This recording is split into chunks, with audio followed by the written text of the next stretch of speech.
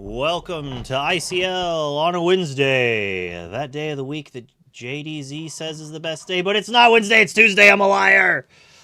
I'm a dirty liar. It's ICL on Tuesday. And we're going to play everyone's favorite game, and we're going to make it quick. You have to be super quick because the action's about to start. So why don't you introduce yourselves? Hi, I'm a person who's a disembodied voice, and I'm not going to tell you my name because that would defeat it being a game. It is a game. You Where are just you lost the hiding? game. You just No, lost no, the no, game. no, They no. won't- I didn't lose it. You lost it. You have to play the game to lose the game. That's what I always said, and eventually it made people stop Yeah. bringing that foolish thing up. I hated it with a passion. Yeah, Well, no. people use TTS in my chat to let me know that I've lost the game, and I'm like, that's you- cool. I that's didn't great. even. I can't even get past it. Yesterday's to tomorrow. I see you. I see I you. can't over there. believe you allow TTS on your stream. It's actually You're braver than I. It's so funny. They've rickrolled me like 4 times with TTS. and then Reginald got a timeout because he put as many lyrics to "It's a Small World" as he could fit in there before it let it it timed him out. Terrible. But tonight we have the Mad Hatters versus the World Class Cards, and you are asking why are we watching this? And I'm gonna swap over. You're still gonna be able to hear me, but I don't want to miss any action here. And the reason we're watching this is for twofold. One, WCC is first place in rankings for Division A. And second, if the Mad Hatters win this game, this match, this series against WCC, and another team, which we're not going to mention because we don't want to put too much pressure on them, loses, then Mad Hatters will sneak in 8th place into Top Cut. So not only do they have to beat top seed, but another team also has to lose, and they will have exactly enough points to snag 8th place. And we're watching that for this action here. This is the most intense ICL match we have tonight. But I'm going to let you predict who's going to go. I'm going to root for the underdogs, the Mad Hatters. Let's go. I need a little bit more. Can I have like 3 more pixels on the video, Luke? Yes. Just like 3 to 2,000. So what you're saying here, look, if I'm hearing you correctly, what you're saying here is we've got the world's largest and world's longest winning in. All right, we get to watch a whole winning in. The entire night is one big winning in, and Mad Hatters, no pressure. Vince, first of all, Matt, kind of funny. Matt, kind of funny. I So need you a get points. little. I need a little like ×2 next to Hiram's head, right? You know what I mean? Like just to commemorate the fact that this man got banned twice. This mouse. Oh, as we ink a Tipo and pass the turn, but then we ready our ink, so we lose the game. Gabe, thoughts? We do. We've both lost the game at that rate. As we see Tipo going into the inkwell is a great sign that we've got either another one of those little dudes, or we've got a sail. As we see a Finnick leading way into Zepopi, lady, decisive dog. What does that mean, Color? Tell me, what does that mean? That means our fallen hero, our father of Red and Ruby and Amethyst is playing dogs. He's playing dogs, you guys. Question mark, thoughts in terms of it being best deck in the format. I think everybody would not disagree with that sentiment. As we see, that we knew it was coming because you wouldn't, unless you got the world's worst hand, you would not ink away your ramp. We see Sail the Azurite Sea here. Now the question becomes, oh, and notice that Gargoyle hanging out. We are playing Sapphire Steel, Color. I know. We're playing Sapphire Steel as I try to get over the betrayal I feel over here from Kendall's side as he plays the best deck in the format. But guess what, Gabe? It's not going to be the best deck much longer. Please, please, please, please. Because on May 8th, we're getting some toys. Yeah. And you know what goes good in toys? Dog toys. Chew toys. Let's go. As we ink a Lilo to play a Lilo and take that lady on a quest here. Now getting up to a whopping 1 lore, but this is not really the turn 2 play you want to see coming in here from the dogs player. But again, this is Sapphire Steel. So unless we see a Cindy, never mind. There she is. Dreams really do come true. You say her name and she appears. That is Cinderella, folks. Color, you are a mind reader. That's my favorite thing about you is your mutant powers. It's great. Yeah. All right. So, I mean, listen, okay. Kindle, again, I'm trying to get over the betrayal. It's a bit, and I'm done with it. But at the same time, we all know dogs is good. We know Yeah. this deck is good. I don't know. Somebody just keeps winning with it. They keep nicking golden Mickeys trophies all over the world, and we have to watch it for like 3 more days as we see a Mowgli come down. This is a little preemptive now. We know there's probably tons of songs in the hand. Those are some of the best of the hits right there. Now, Yo. oh my gosh, that is a hand and a half. Turns. Yo. If you exert that can Yeah, those 2 Tinkerbells, that's a board wipe right there for 2/3 of Kendall's board. Those Tinkerbells are going to go very, very hard. So no, I'm not here hanging out, seeing some very scary cards. He's like, Kindle has to read the Arthur. Oh my! Wait, what does this do again? This? Yes, it's crazy. It's nuts. It attacks ready characters, or at least you choose a character that can challenge ready characters. But it is pretty potent here. That is such a good card, and you ramp so quickly in the Sapphire Steel strategy. It's really seeing it included makes perfect sense. I think it's a great card. Yeah, it definitely is. I know a few sets ago, King Arthur there was an added tech choice that was kind of helping in certain situations. That was kind of what made Sapphire Steel have a little bit more legs. I think all the way back in Milwaukee, there were a few people that were throwing Arthur in there. I know Attack for Two was gripping onto at least the one of Arthur there, and it was serving pretty well back in Milwaukee as we see Lady Decisive Dog coming on down. Now we're just going a little bit more wide here. Notably, we haven't seen any Willows. We haven't seen any Tramps. We are just kind of seeing some later game cards. The Mowgli coming down a little bit soon, but potentially we're trying to get to that Shift Lady Under the Sea.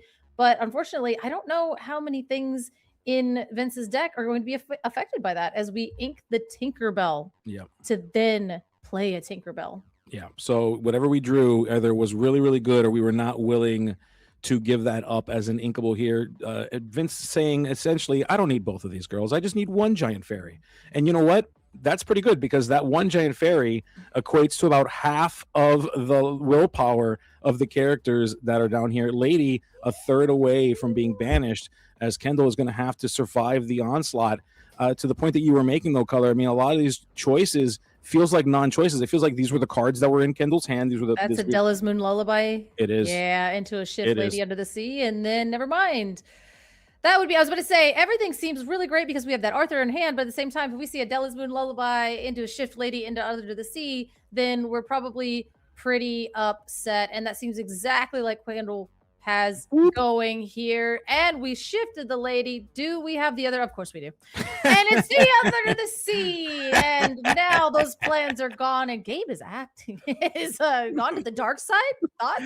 Under the Sea, the most vile song to be sung in Disney Lorcana. Evil song. Send that board away. All of Kendall's characters survive the onslaught. And my goodness, did we change the dynamics here? Is this suddenly, is Kendall just going to win this now? Let's find out, folks, because we love it. We only have a few days left in this meta, but something tells me, at least for the next 2 months, not a whole lot of this changes that much. Just a little bit, just a wee bit. Oh, just kidding. That's the third Tinkerbell. Oh. We saw you ink another one. Just kidding. You had another one. So that does go ahead, get rid of the Mowgli, and it gets rid of the Lilo, which we all know Lilo can come back out of the discard. That is what is the terrible thing about it. Now, we do have 2 ladies. And if he has another shift later, he can just go ahead and get back the cards that he just threw that just got double Tinkerbell. But I do think it's funny how we saw the Tinkerbell get inked. And he's like, just kidding. Here's a third one. Right. Yeah. I'm here plotting. I'm like, oh, the card he drew must have been, No, it was just the same thing. It was just the same thing. That's all it was. Shuffle your deck, Vince. But here we go. Lilo out of the discard, escaping as always, and just adding constant pressure. Now, a little less great because of the Tinkerbell, because we are able to splash the damage if anything is exerted, and Lilo being exerted isn't going to help us here. But we are going to go on a quest, I believe, trying to get to the finish line because we do seem to only have a couple cards left in hand. Yeah, it's a scary prospect. You're questing into a character that can damage, that can send damage into another character that equates for a 2-for-1, and it's scary to do that. But the thing is, there comes a point where you have to decide, I need to win this game. I can't just sit here We talk about inevitability. You'll hear that phrase a lot when we talk about the game of Lorcana.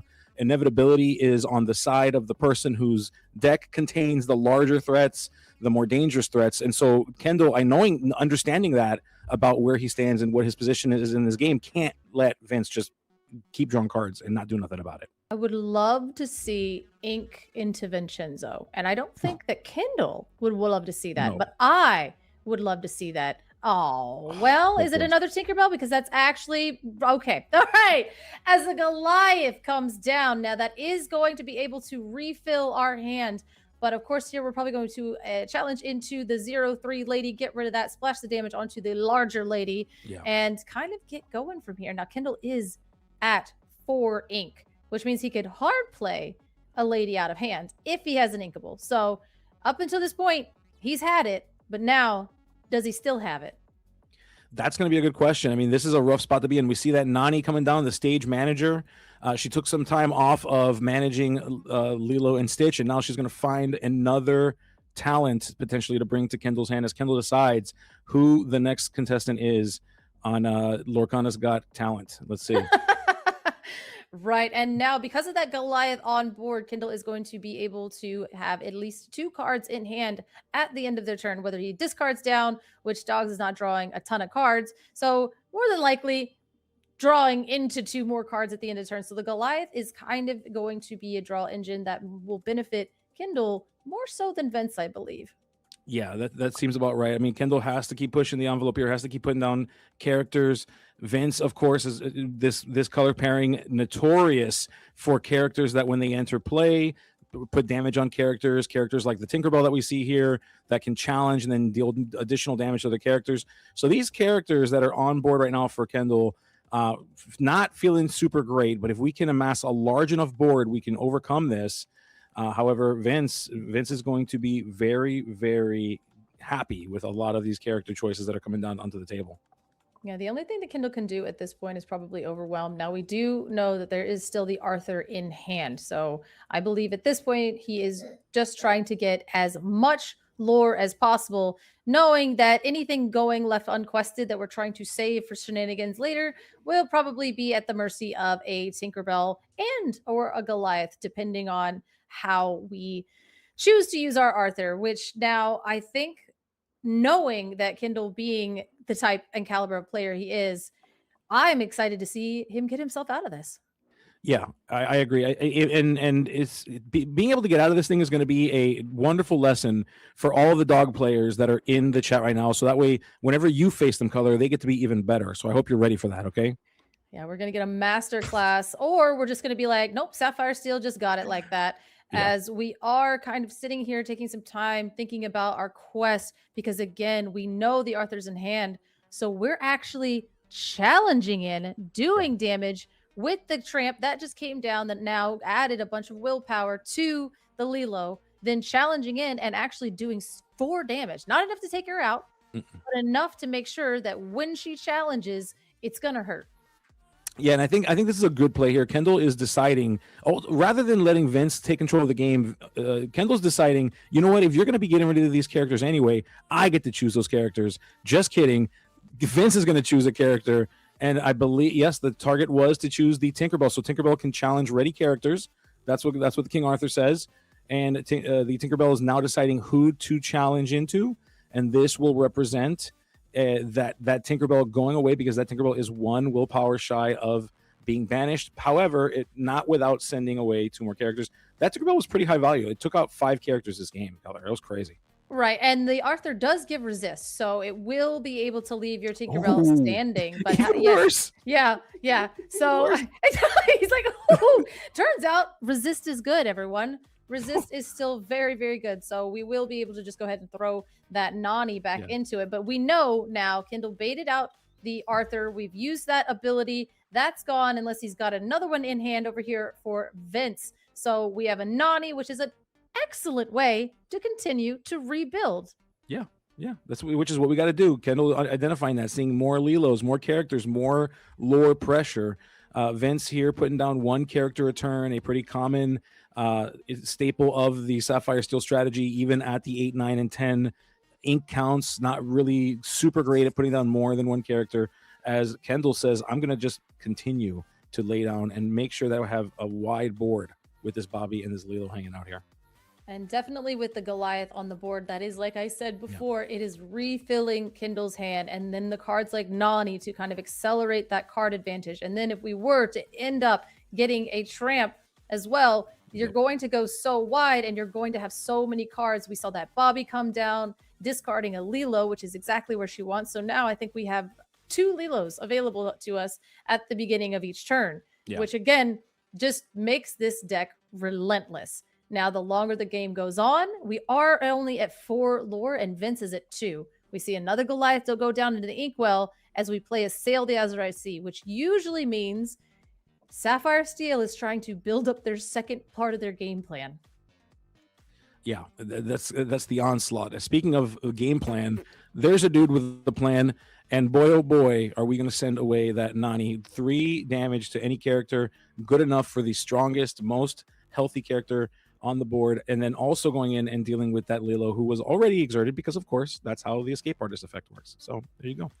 By the way, Arthur has 3 lore, in case anybody was wondering. So that's sweet. A decent way to catch up in the game there, as well as Vincent also has 3 lore. So that's a lot of lore.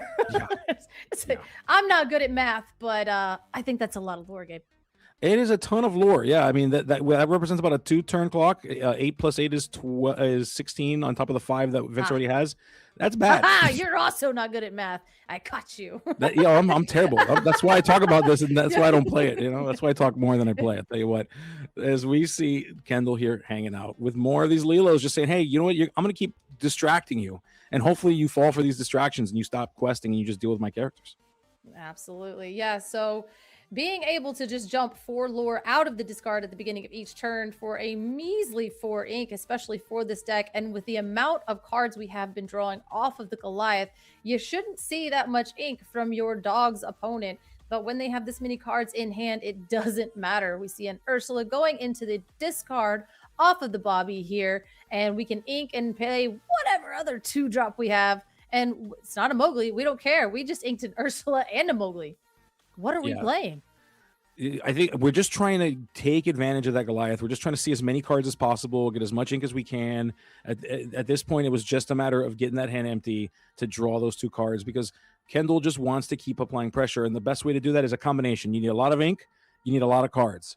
And if Vince is going to give you the cards, then you just got to figure out how to get the ink. And that's what we do here. As we see, let it go. And a Zeus or Thunderbolt. It's a mashup, you guys. Remember we used to do that to songs? You just mix them up and they sound worse. As we have a Let It Go and a Thunderbolt coming in, we went ahead and used all of our ink to hard play those so then we can quest completely out, not having to waste any lore by singing either one of those songs. Yeah. And we are 7 away from victory for Vince here with 8 points of lore on that side of the board, and Kendall, with the exception of something like a Tramp coming in here, doesn't look like we'll be able to deal with too much of it.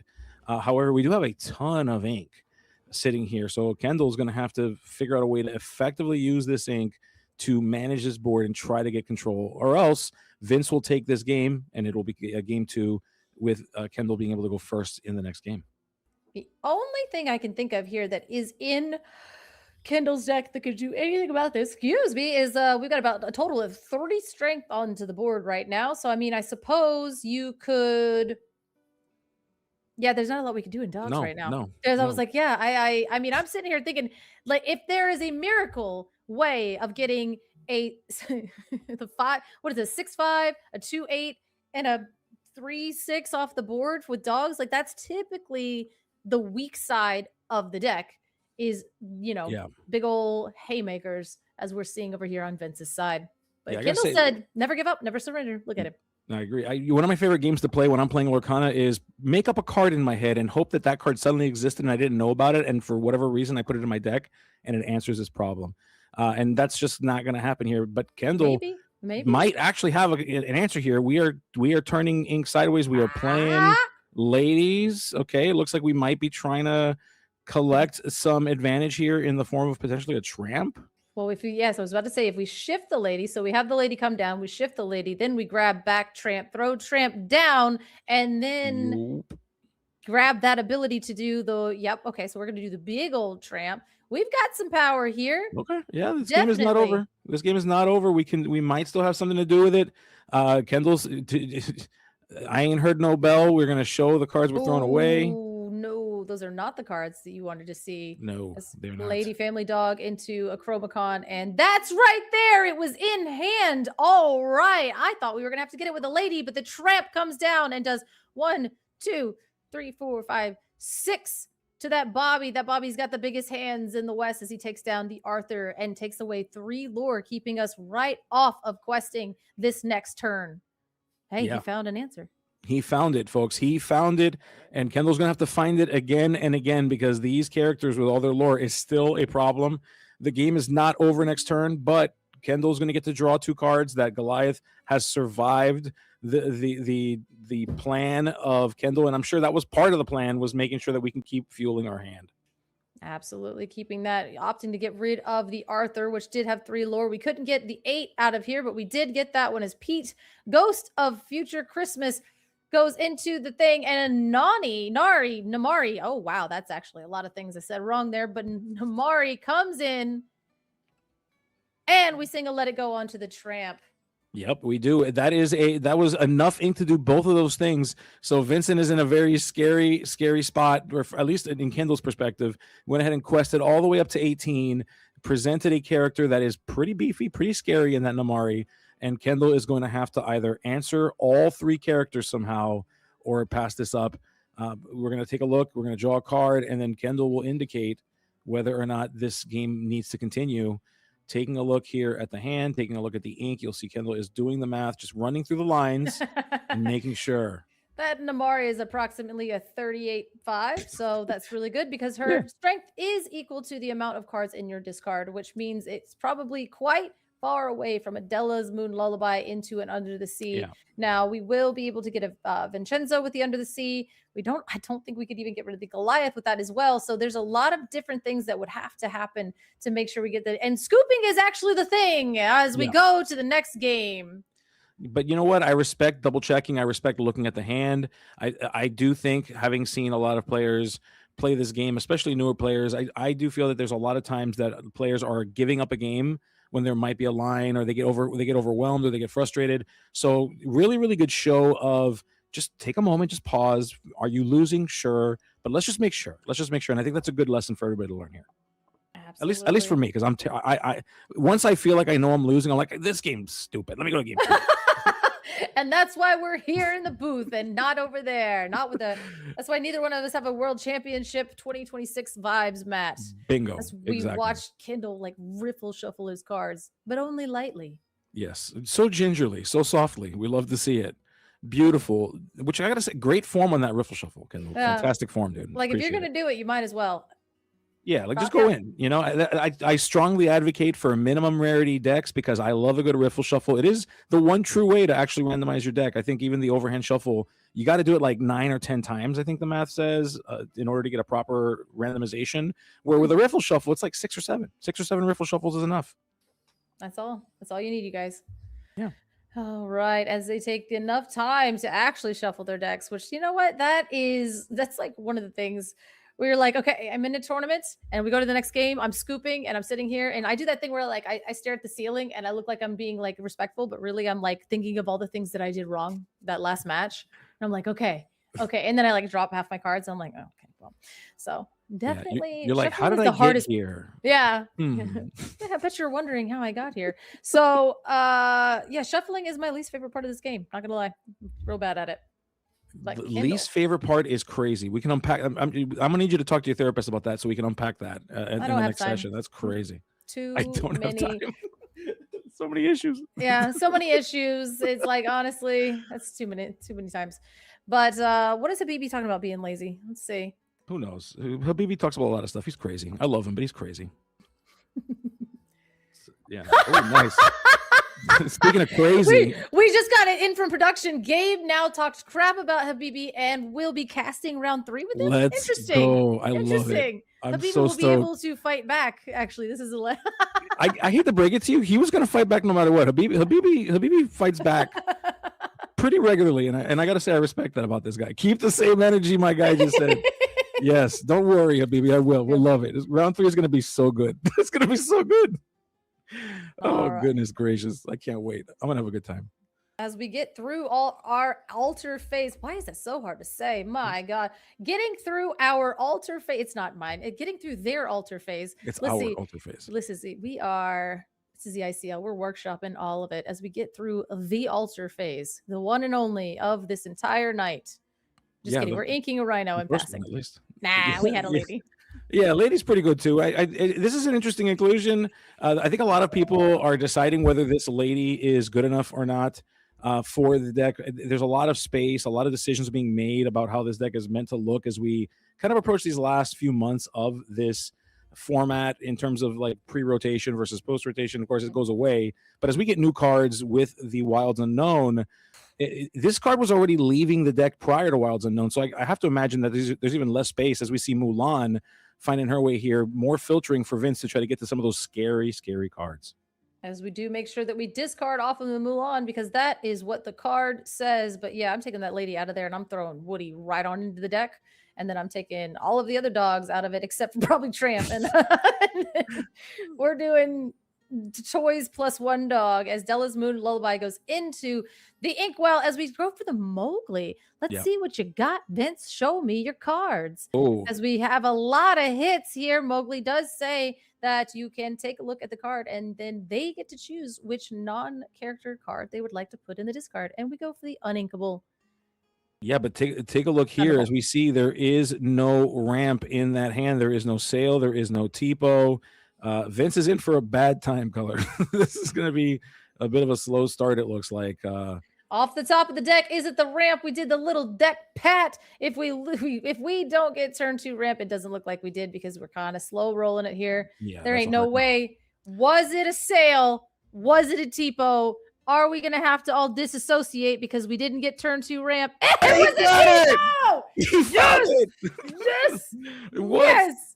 Oh. We're back in it. Yes, that's what we like to see. We did not want to see a non-game. Thank you, Vince's deck. We salute your service.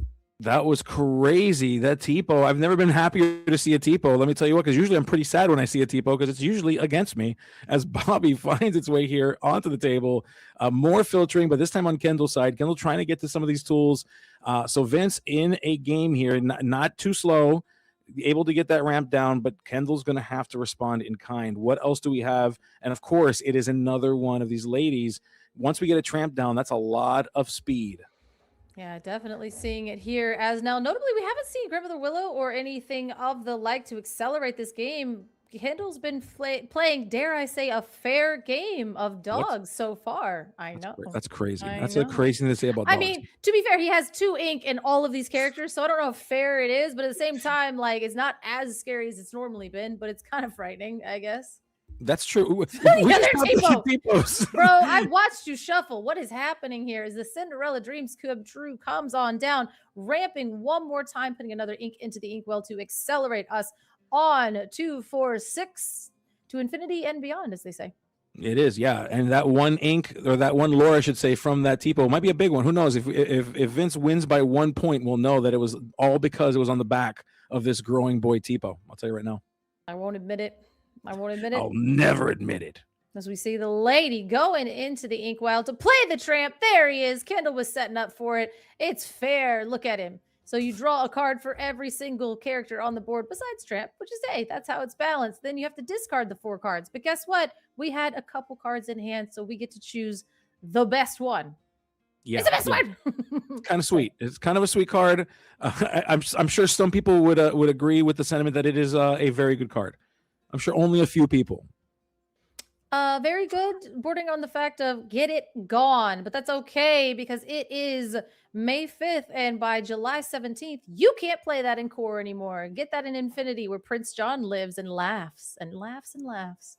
I would say he giggles when he's rather than Snickers. Is he snickering? It's a sneer and a snicker. Yeah, for sure. As he says, yes, if you discard, I'll draw. Yeah, let's go. You want to discard 4? I'm all in, dude. Let's do it.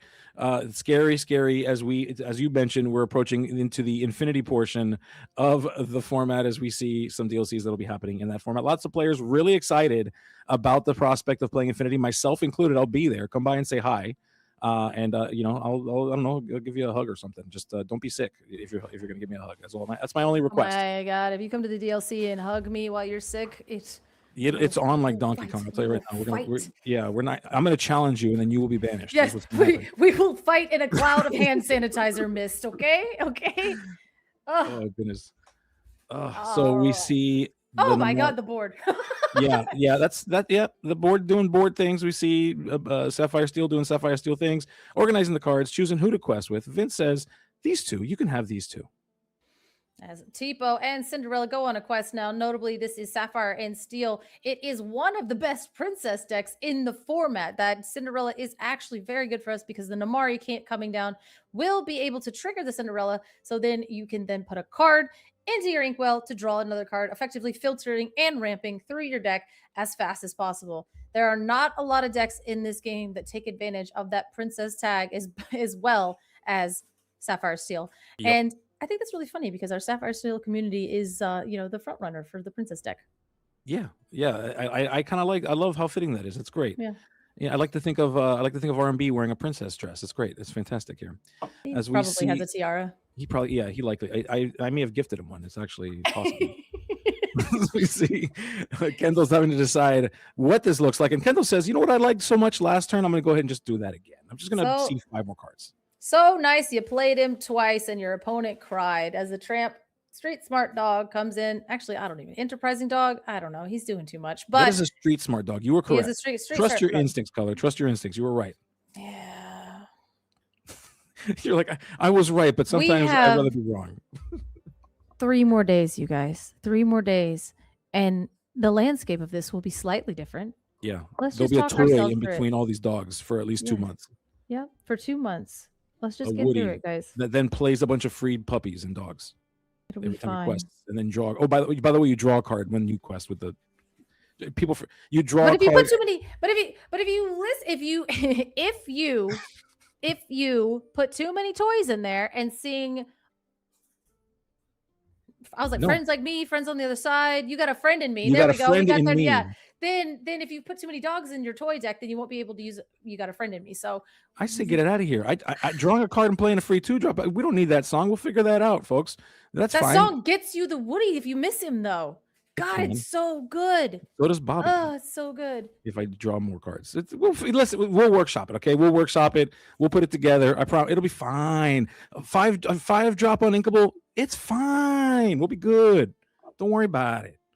It's fine. It's fine. We have the most forgiving altar phase in the TCG world. We'll all be fine. We've literally had decks with 21 Inkables in them before and felt fine. So you know what? As we sit here and talk about the future, of which we cannot get here fast enough, we still see this Namari on the board, which again, when the Namari comes down, you're able to draw a card and discard a card, which buffs her up right in her strength as well. But then at the beginning of your turn, you're able to do that as well. So between the Cinderella and the Namari, you're filtering quite a bit through this deck. So used to, back in days of old and core, we would play, here comes a Tinkerbell, but here we would play a whole new world. But now we are kind of comfortable with this low resource 2 cards in hand situation. They're not as greedy as they used to be, those Sapphire Steel Princess fans. Yeah, listen, when you're without, you learn to deal without, okay? And it's fine because Goliath, remember, best altar system of any game. Goliath is on its way, Color. Don't worry. We're going to be good. Any moment now, we're going to see a Goliath here. Everything's going to be beautiful. And in the meantime, though, we're going to deal with the problem. The problem is named Tramp, Street Smart Dog. That's the problem we're dealing with right now, as these characters are coming in, doing some challenging, doing some questing, getting in there, getting active, and trying to get to the end of this game, which you do by getting to 20 points of lore. Now, unfortunately, it was not enough to take out the other Tramp, which can get active with only one other character to sing the Under the Sea. And if we combine that with Adela's Moon Lullaby, that will leave you with only a Namari as we shift the lady coming in, grabbing back a couple characters that are probably not characters that Vince wants to see, but at the same time, it's a little bit here to give us a plan after we under the sea. Yes, and one of those characters important to see here is that it's tramp. Of course, that tramp makes trading up so nice, so Oh good. my gosh, the whole board is gone. Yep. Speaking of Oh, very nice, very evil, as we play this tramp, coming down, getting to choose a character that will get 5 additional strength for a challenge, the likes of which the world has not quite seen before. right. And now if Kendall does have the under the sea, it would be insane. But instead, we go ahead, buff up the Bobby, take out the Goliath. And now I don't know if you've noticed, but there's 2 characters that would be under the seeable and 1 with the Devil's Moon Lullaby. And if Kendall has it, I don't think the world will be able to handle it, Gabe. No, and with 2 tramps, it's hard to imagine that we don't have it. Although, listen, even with the most forgiving altar system of all time, wow, we didn't have it. Those last 2 cards weren't Della's Moon Lullaby under the Wow. sea? Well, That happens sometimes. saying there's a chance. So Not it's to right. me. My opponent always has it. That's because we are just so unlucky. We gotta like walk around with, I don't know, like a clover or something, like a 4-leaf clover. I don't know. We gotta figure I that used out. to say, like, I had to be awful in a past life to deal with all the bad luck I have. But we see a Hades Infernal Schemer coming Oh. down immediately onto something. Now, that doesn't take our ability away to sing Under the Sea, but maybe we're clinging onto that a little bit hard as we do take the Shifted Lady. Now, that will ramp Kendall by 2, giving him 6 ink in a dog's deck. Yeah.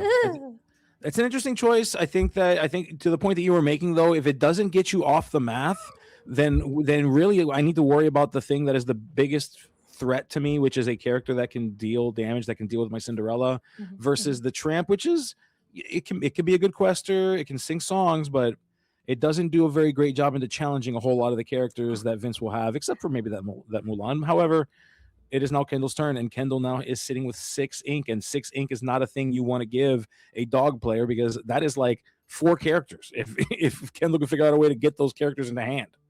Absolutely. And now you're talking about the tramp only having the 2 strength here, but now my new favorite meme, and maybe it's a meme for me, is but can you imagine him with Dale coming out? The best meme of all time. It's dude. my favorite.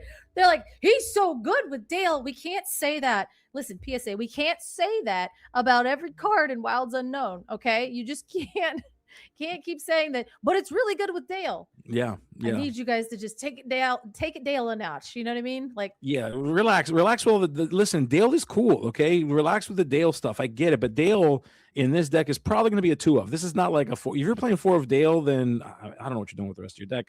That's a lot of Dale.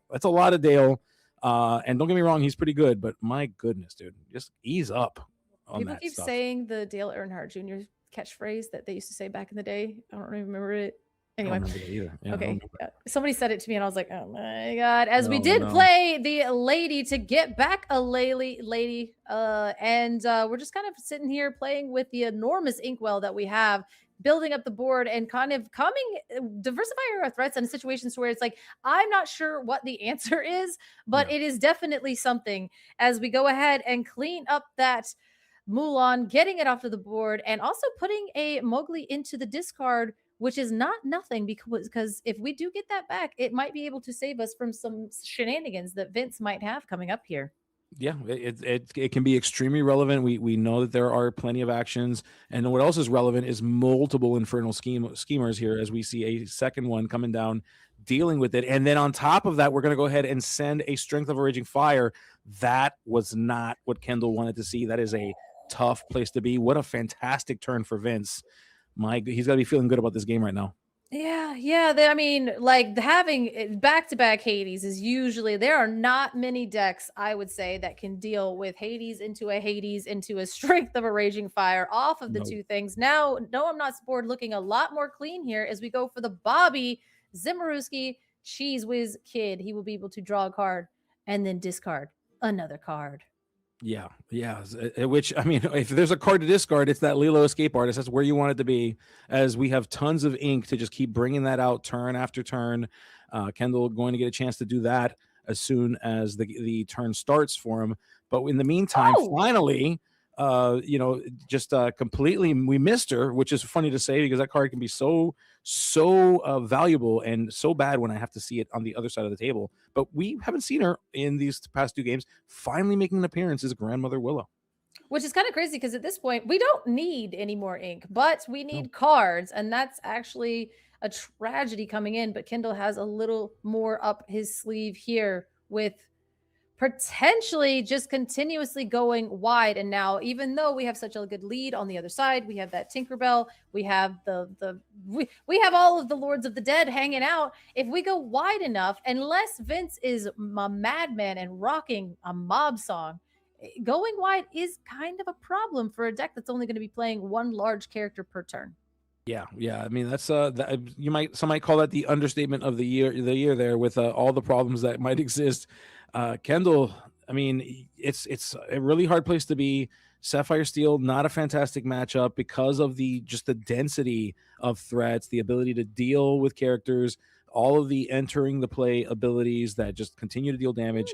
As Kendall is saying, well, we're going to go ahead and we're going to do the most right now with this tramp, the Enterprising Dog, which is going to go in with another tramp to cleanly deal with that Hades. That's pretty good. Not too bad.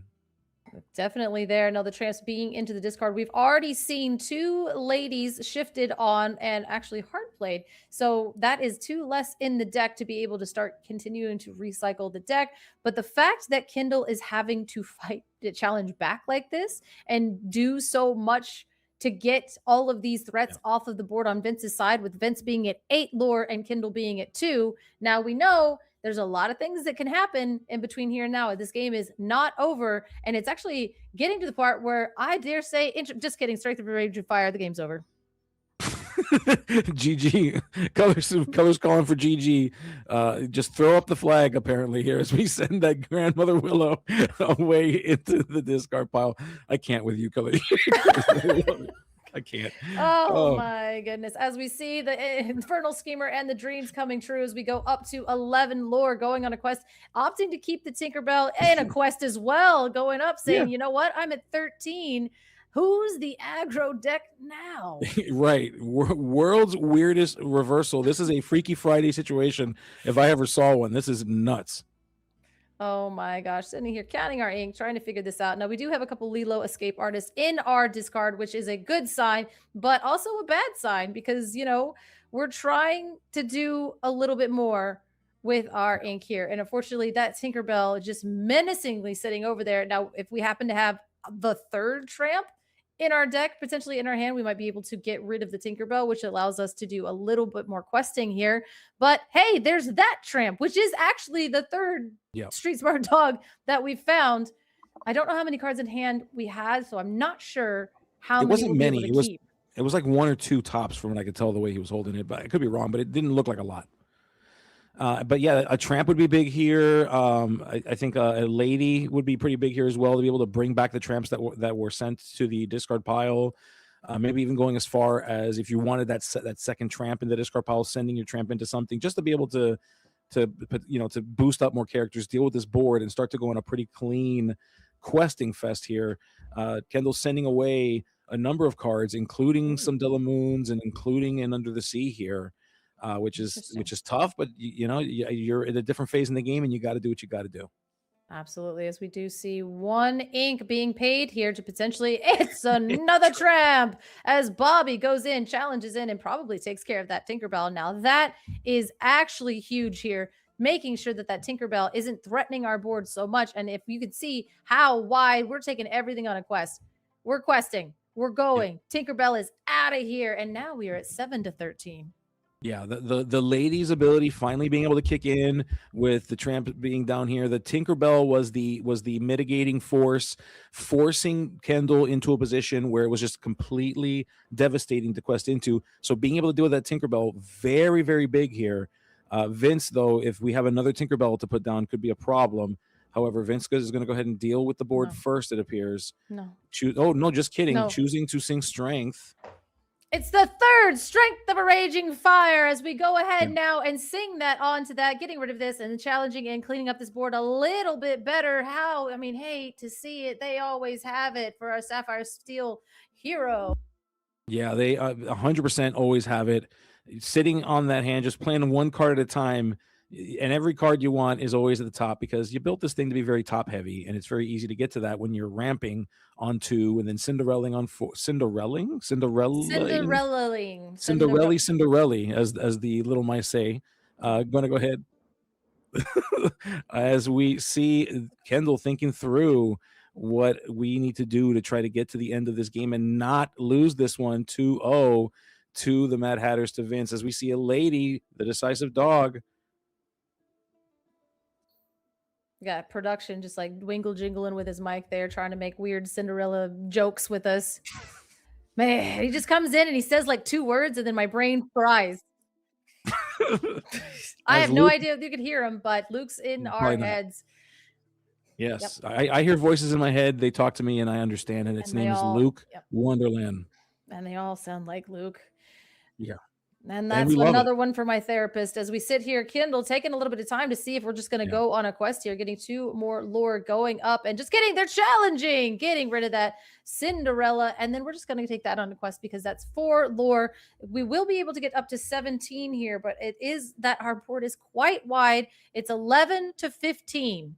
Yeah. So maybe we can win this race. Maybe we can't. I don't know how many cards we have in hand, but man, that Goliath really helped out Kendall last game. And I think we've seen 3 tramps. We've seen 3 of the other tramps. We've seen 2 of the ladies. We've seen quite a bit. I'm not sure how many cards Kendall has left in their deck, but we have filtered through quite a few, as we are just going to go ahead and scoop it up. We did the table math and it wasn't in our favor. Which makes, Kendall putting himself in a fantastic spot, had exactly enough to get to that 20. If we could just play, all we need to do is play a couple of characters or boost up the strength of that lady to get up to the 20. And Vince is realizing it, but also Vince is also realizing that we have a game 3 to play. And if we delay this any longer, we're not going to get that full game 3. So I think Vince made a decision here to say, well, I could either risk it and give you one more turn and then you just have it. Probably saw the top card of the deck and said, you know what, let me not. I'd rather win. I'd rather get a nice full game 3 with me on the play and then potentially take this thing and lock it up. Absolutely. Kendall saying you're not going to 2-0 me on the board here. And we definitely saw, and that's kind of what I was talking about. There's a lot of different spaces in that game where we were like, wait a minute. Now it's swinging this favor, it's swinging that favor, because this is such a closer matchup, I would say, than a lot of other decks. There are like dogs is a problem and I don't like it. But at the same time, when it is matched up to a deck that does have answers to what it's trying to do, it doesn't seem as oppressive. But then again, this is probably one of its better matchups and it still has the ability to just pop off and win. Yep. So, I'm excited to see the last lines of this deck, but at the same time, at least this one's an interesting matchup. It is. And my favorite part about decks like this, it just across TCG's color, is I cannot wait in like 5 years time when we're just sitting around and we're like, hey, you remember the dogs deck? You remember all that crazy stuff it did? And we're gonna reminisce about how awesome it was and how crazy it was and how cool it was. And then we'll forget about all the bad times, and then everyone's gonna be like, why did we ban that? That was such a good card, and why did we let that rotate out? How come they didn't reprint it? I mean, you could see it. You could see on this mat here, we have Bucky and Hiram together like that. But at the same time, I remember one of the things that people love to say after Bucky was banned or rotted was, I'd rather play against Bucky. Like that was like the grumbly, angry thing to say afterwards, was just like, I'd rather play against Bucky. No, you're just upsetty spaghetti because you got Diablo'd into oblivion, but like you don't want to play against Bucky and Diablo. That's an insane thing, right, for you to be upset about right now. So again, we always like to look back with rose-colored glasses, and my favorite thing that is to do is now we're like, when rotation comes, we're like, oh my gosh, so long ago when we used to play Fox and Snake, and it was like, that was 2 weeks ago. What are you talking about? What are we you're crazy. You're like, that was literally like the cards rotated 20 minutes ago. How are you? And I'm like, back in my day. We're gonna have 2 rotations under our belt, Gabe. We're 1,000 years old now, as we see a Mulan, like back in my day. Yeah, I was there when the magic was written. It was crazy. No. As we see a lady finding her way again, it's a pretty common card to see a lady here, and going on one as Vince going ahead. I believe this is the same that we did in game 2 where we inked but did not see a first turn play. The question is though, just kidding. He's got it. He always has Just it. He always always has has it. it. Always have it. I don't, but they do. But here we go. I had something I would like to have said, but it's gone now. As we aim a I'm so strength of sorry. a raging fire. I have no idea the point. It was Luke in my head because he was angry because I was leaning. He doesn't like that I hang out in this side of the Yeah. frame and like, you know, I Let's just do it. can't Let's sit do it still. together so we can be mad at both of us. You ready? Here, Yeah. let's do it together. We're going this way. We're going this way. There you go. Immediately angry as we see Lady Tramp onto the board. Kendall saying, "Listen, I'm on the play or I'm on the draw, but I'm gonna go fast because I know that you're just gonna play a Cinderella this turn if you're lucky." Yeah, I mean, this is exactly what you want to see out of the. Oh goodness, great! Just kidding. That's not what you want to see. Opting to play Angel. Angel is a fantastic card in this particular scenario, dealing with that lady clean. I'm here. We're here like us. We're like, yeah, dude, we're gonna see Cindy. We're gonna see Cindy, and he was like, "What if I played an Angel and discarded that Cindy because I don't need it? I've got this experiment 624. She throws snowballs, and she's gonna pop that lady." And it doesn't even matter because from here on out, you have oops, I'll fire the cannons. That's basically what your deck is. You're going to be able to do 2 damage per card that you discard. And unfortunately, Sapphire Steel does not draw a lot of cards to be fueling this Angel's ability. As we see Shift Lady, get it on back here. Yeah. You have to. That was a defensive play to protect that lady. You had to do it. It's going to reduce the value of that Angel snowball toss.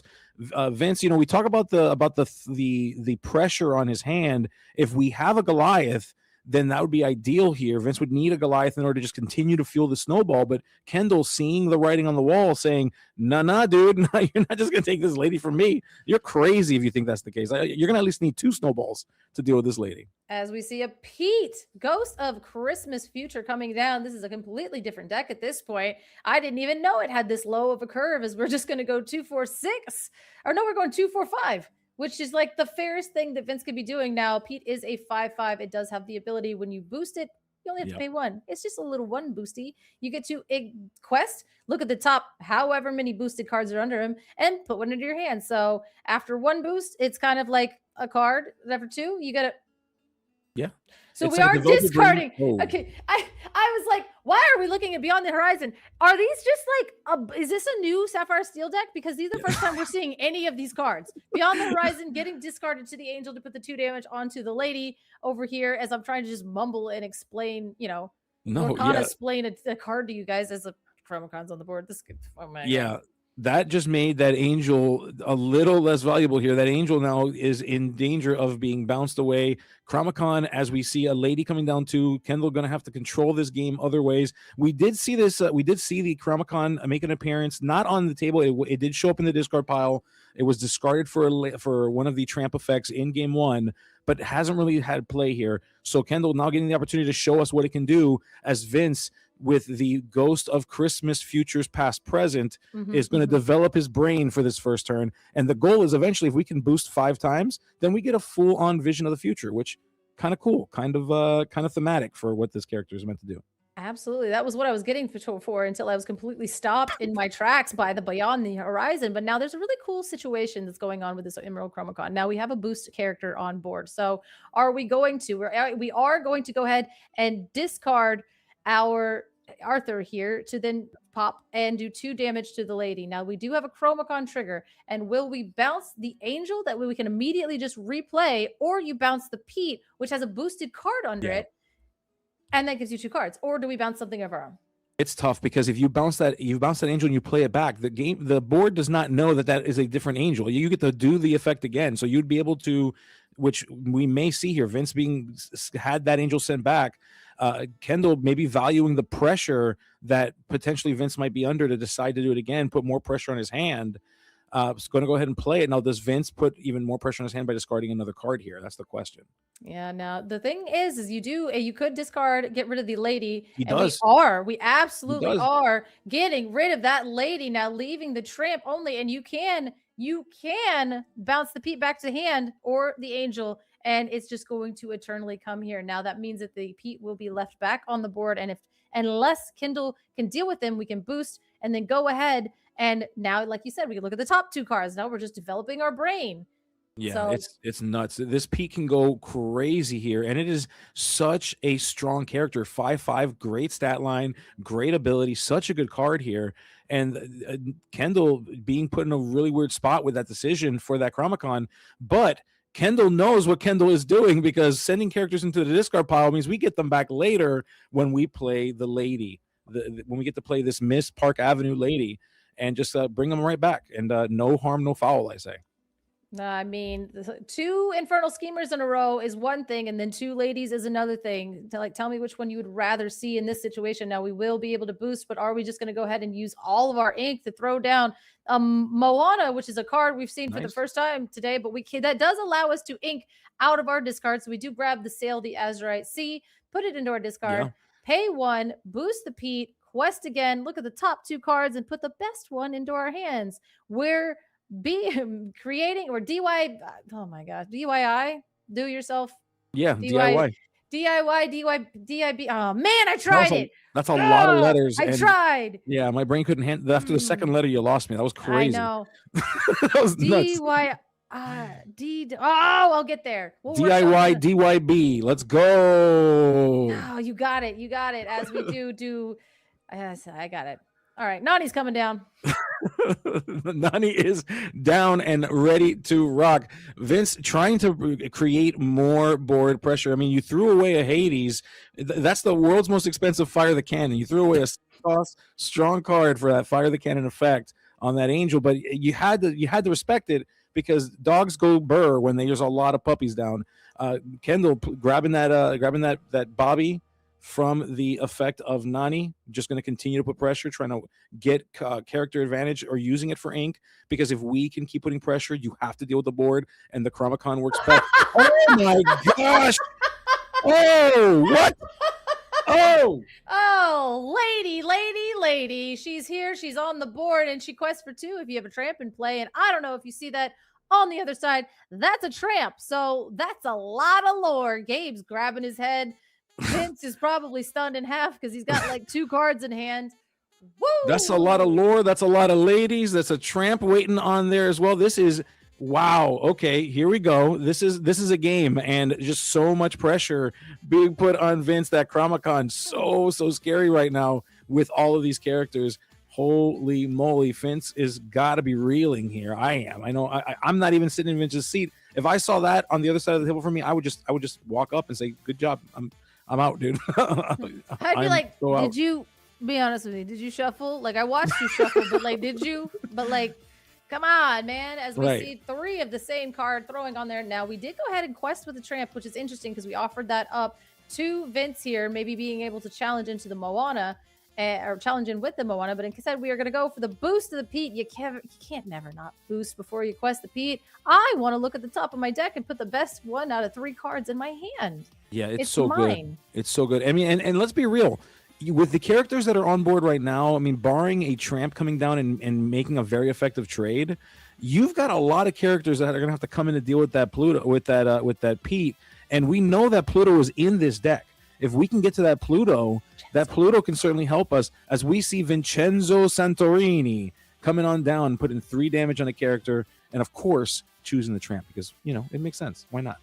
Get rid of that tramp, get rid of the ability to let those ladies quest for 2. Now they all quest for 1. I don't know if we have that many cards in hand, but now we can either bounce the Moana, which is sort of fine, and I don't mind that, or we could bounce the Pete, which would then give Vince 3 cards in hand, including the Pete. So that is a lot of card advantage. Or we could decide maybe we bounce our own Nani so we can replay that to then get a little bit deeper into our deck. Find a 2-cost thing. Even the lady's a good option. You bounce the lady, you get back the tramp. Yeah.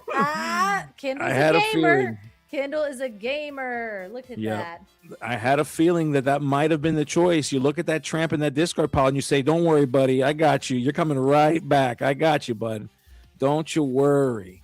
Absolutely. As we did go ahead and we offered that up as the trade, and we didn't take the trade, but we did use the Vincenzo. So Kendall got the lore out of the tramp, even though he was the obvious target for any piece of removal in Vince's deck.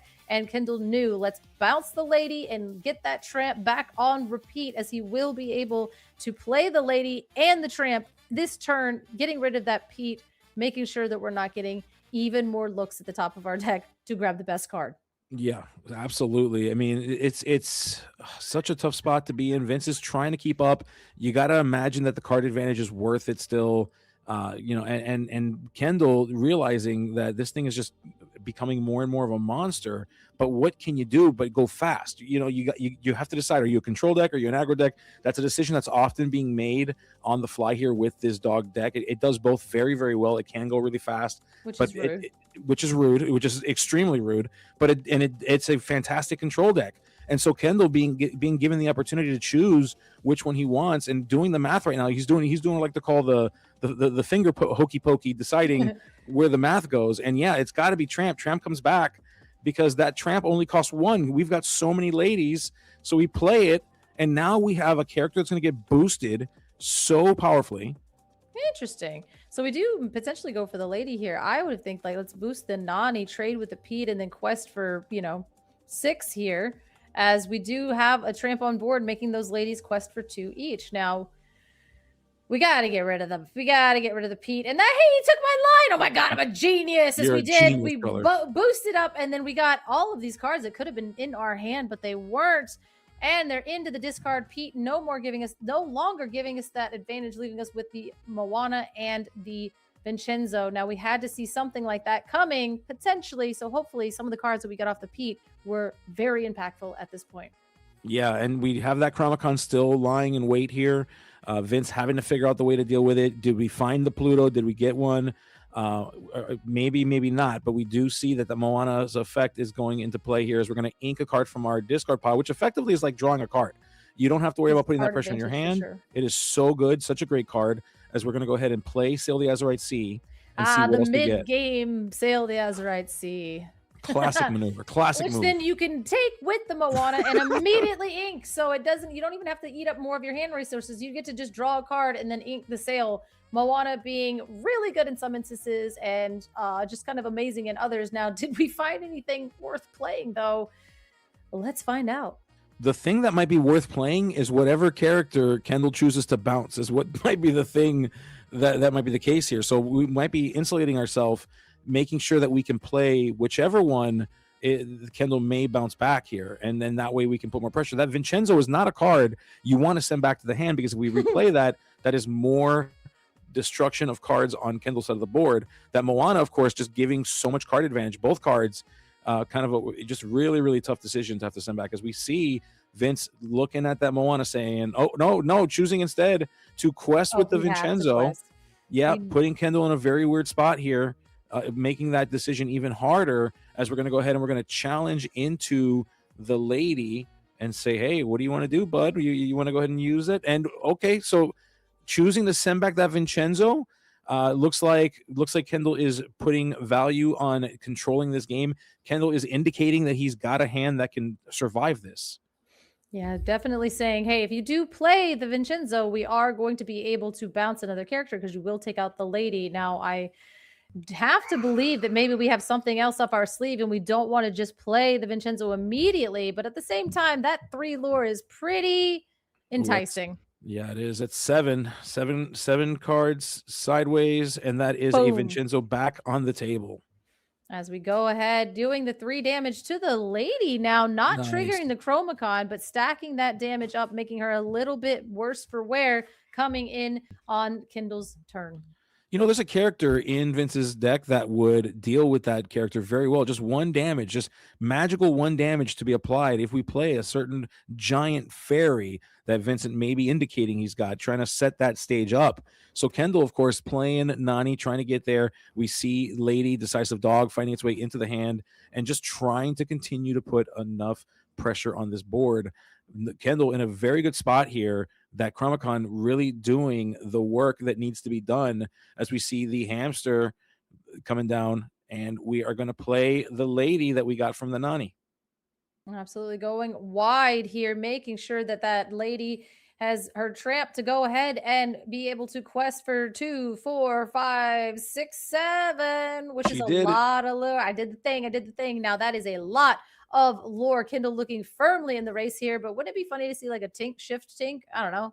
Just build your own, grab your swords. It still wouldn't take out the lady in the back there. and the Nani would stick around as well, as we are at 17. That lady, notably, if you play a bunch of characters, will quest for 3. So we got to do something. We got to do something. Yeah, We gotta this do is a something. rough spot for Vince. This game may be locked up. We just need 3 more lore to finish this thing, and just so many characters. 7 characters on the table for Kendall. A Chromacon providing a little bit of air support here, trying to protect these things. Vince thinking through what's left before the end of this game. We are on what I believe will be the final turn of this game for Vince, unless we've got something super crazy, like you said, like grab your sword. That'd be kind of crazy right now. Just a mob song off the top. Let's see it one time, Vince. But also, too, it does seem like we are maybe in time in the round. So I'm not sure if we're in turns quite yet. But this is a dogs match that has gone to turns. I know. Yeah. Whoever thought that might happen, folks, it happened. It happened. We are here. We are in times. But I do think that we will get this game done before those turns are over. Yeah, there's not looking here. Like I said, if you got a magical grab your swords, now this has been a toolbox of a deck having all kinds of different tech pieces in it. So, hey, Mob Song isn't the worst. Grab your swords would be cheating, but at the same time, we got something here. We keep counting our ink over and over again. Now, the Chromacon does make math a little bit more funky, as we do have to make sure that we're doing everything in the correct order. Yeah, we see Angel. It helped before. It's not a Tinkerbell, but it is a character that can deal with characters, as we see a Let It Go being sung by the Moana. Absolutely. The Nani here, getting rid of that. Now, that is something that could have been card advantage as we take in this going forward. Now, that didn't banish, so we didn't trigger the Chromacon, but we are going to go ahead and challenge in to this Lady Park Avenue. Now, we do get a shot to go ahead and bounce a character. We could replay the Angel, which, like you said before, gives us that ability to use her ability one more time. Yep. Yeah, that'd be pretty cool here if we can figure this out. This is going to be weird, though. It's hard to imagine Kendall not being able to collect 3 lore with the current situation of the board here. We are choosing to bounce back that Moana from Vince's side here. Moana coming back to hand. Now, we will be able to ink and play a myriad of things. Now, even if we would have bounced the Moana, we are going to be able to discard the Moana. We just did that, didn't we? We already discarded to it, did we? Maybe not. I could be. We'll let the judges decide that, because I legitimately don't remember if that was the case, but we'll see. No, we did not. I don't think we did not. We did not. That was all right. Yeah, that was no. We did not. We're good. We're good, folks. We're good. We are good. As now Kendall deciding which of these characters are going to be sent back with the Chromacon. Yeah, so now if we bounce the Angel again, that gives us another Chromacon thing. If we bounce the Vincenzo, you still give us that ability to go ahead and ink and then play. And we just decide not to and immediately throw in another Vincenzo. But I don't think that's going to take us off of it. Now, I would have said that the lady is the play, but then we're going to go ahead, pass the turnover, and that is game. Kendall squeaking out, losing it on the play, I do believe, and then winning games 2 and 3, saying, nope, you will not 2-0 me. In fact, I'll just go ahead and win this. Kendall saying, yes, I will, actually. Yeah. Quite the opposite of what we're used to Kendall saying. Yeah. Wow. Awesome there. Yeah. Those are some fun games. I mean, we got to see Sapphire Steel doing some crazy Sapphire Steel things, getting really tall. This can be a really, really rough match, but Kendall, I think, navigated that extremely well. Very well played. It was a lot of fun to watch. As we see a weird countdown thing. Hey. Hi. We call that a transition in the industry. Those are crazy. Okay. So World Class Cards locking up this first game, letting the world know why they are the number 1 seed. The Mad Hatters have a mountain to climb here. They are going to have to beat the World Class Cards 2 games now back to back in order to make it potentially, again, this is not a guarantee, but potentially make it into the 8th place spot for this division, which is the magic number that you need to be in order to make it into the top cut. So this is a do or die situation. This is a win and in, as we like to call it. Mad Hatters fighting with their back against the wall, color. Yep. That's right.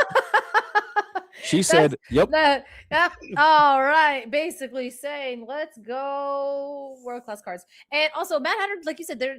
What Kindle did it right. He won games 2 and 3, so Matt Hatters can win games rounds 2 and 3. It's definitely doable in here tonight on a Tuesday. I'm pretty sure it's Tuesday. Luke said it was Wednesday Luke's earlier. crazy. Luke is Yeah. just so crazy. The thing But is that messed me up yeah. for life. So now I have Yeah. no idea what day it is, but I know that you're gonna we're wake here. up on Friday and not go to work and be like, "But it's Saturday," and get in trouble. Actually, Friday I'm going to Disney Springs.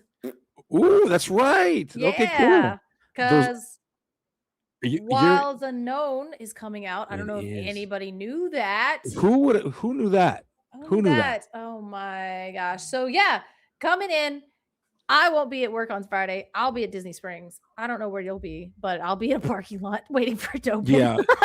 Did you ever get that foldy chair, or are we still working with towels? What's going on I'm with pretty that? sure I'm just going to end up with a towel. So if you see me, come say hey. I'll be sitting on the towel for 6 hours. Yeah. Kelly will be the one sitting on a towel. Yeah. Right? Saying, I knew I should have brought the foldy chair, but I forgot. Because I don't own one, and I had to save money for cards. So if I buy a foldy chair, I'm not spending money on cards. And then where are we? We're sitting in a foldy chair with no cards. Are we aiming for? Are you hoping to get that foil playmat? Like, is that part of like your wish list? Is that on your must? Of course, duh. Of course. That foil playmat is so cool. I love it. It's really cool. It is really cool. I hope they were really, really organized the last time they did it. I think I had no idea what to expect with a Fable mat. I assumed I was going to get stabbed, but I didn't. And it was really cool. It was like a really fun experience. And I'm hoping it's not stressful this time. I hope that everybody continues to be in an orderly fashion. The mat, the thing is the Fabled mat was like practice for this Woody mat, and this Woody mat is practice for the big games, which is the Winnie the Pooh one. Oh, that's gonna be Hunger That's Games the one. I will have that locked in. You can't stop me. That's what I'm prepping for. I'm literally preparing to make sure that I own a Honey Wizard mat, and I'll play on it too. I don't care. Yeah, I'll frame it and play on it. I'll save you a spot. I'll save you a spot because I'll definitely be in line for the Winnie the Pooh mat. I am a huge fan of Winnie the Pooh. It's my favorite. It's my favorite franchise. I don't know. Disney. Does anybody not like Winnie the Pooh? It's like there's a character for everyone. There really is. Yeah. Like, there really is. If you don't like this character, you can just pick this character. And for some reason, but I like Winnie the Pooh is my favorite. Like, just every time he says something, I'm like, yeah. Oh, bother. Yeah. Poor, as we see, Royce and Fungus. And Fungus, let me talk to you a little bit about Fungus, okay? Okay. Mm-hmm. The last time that I had the opportunity to cast one of his games was here on the ICL.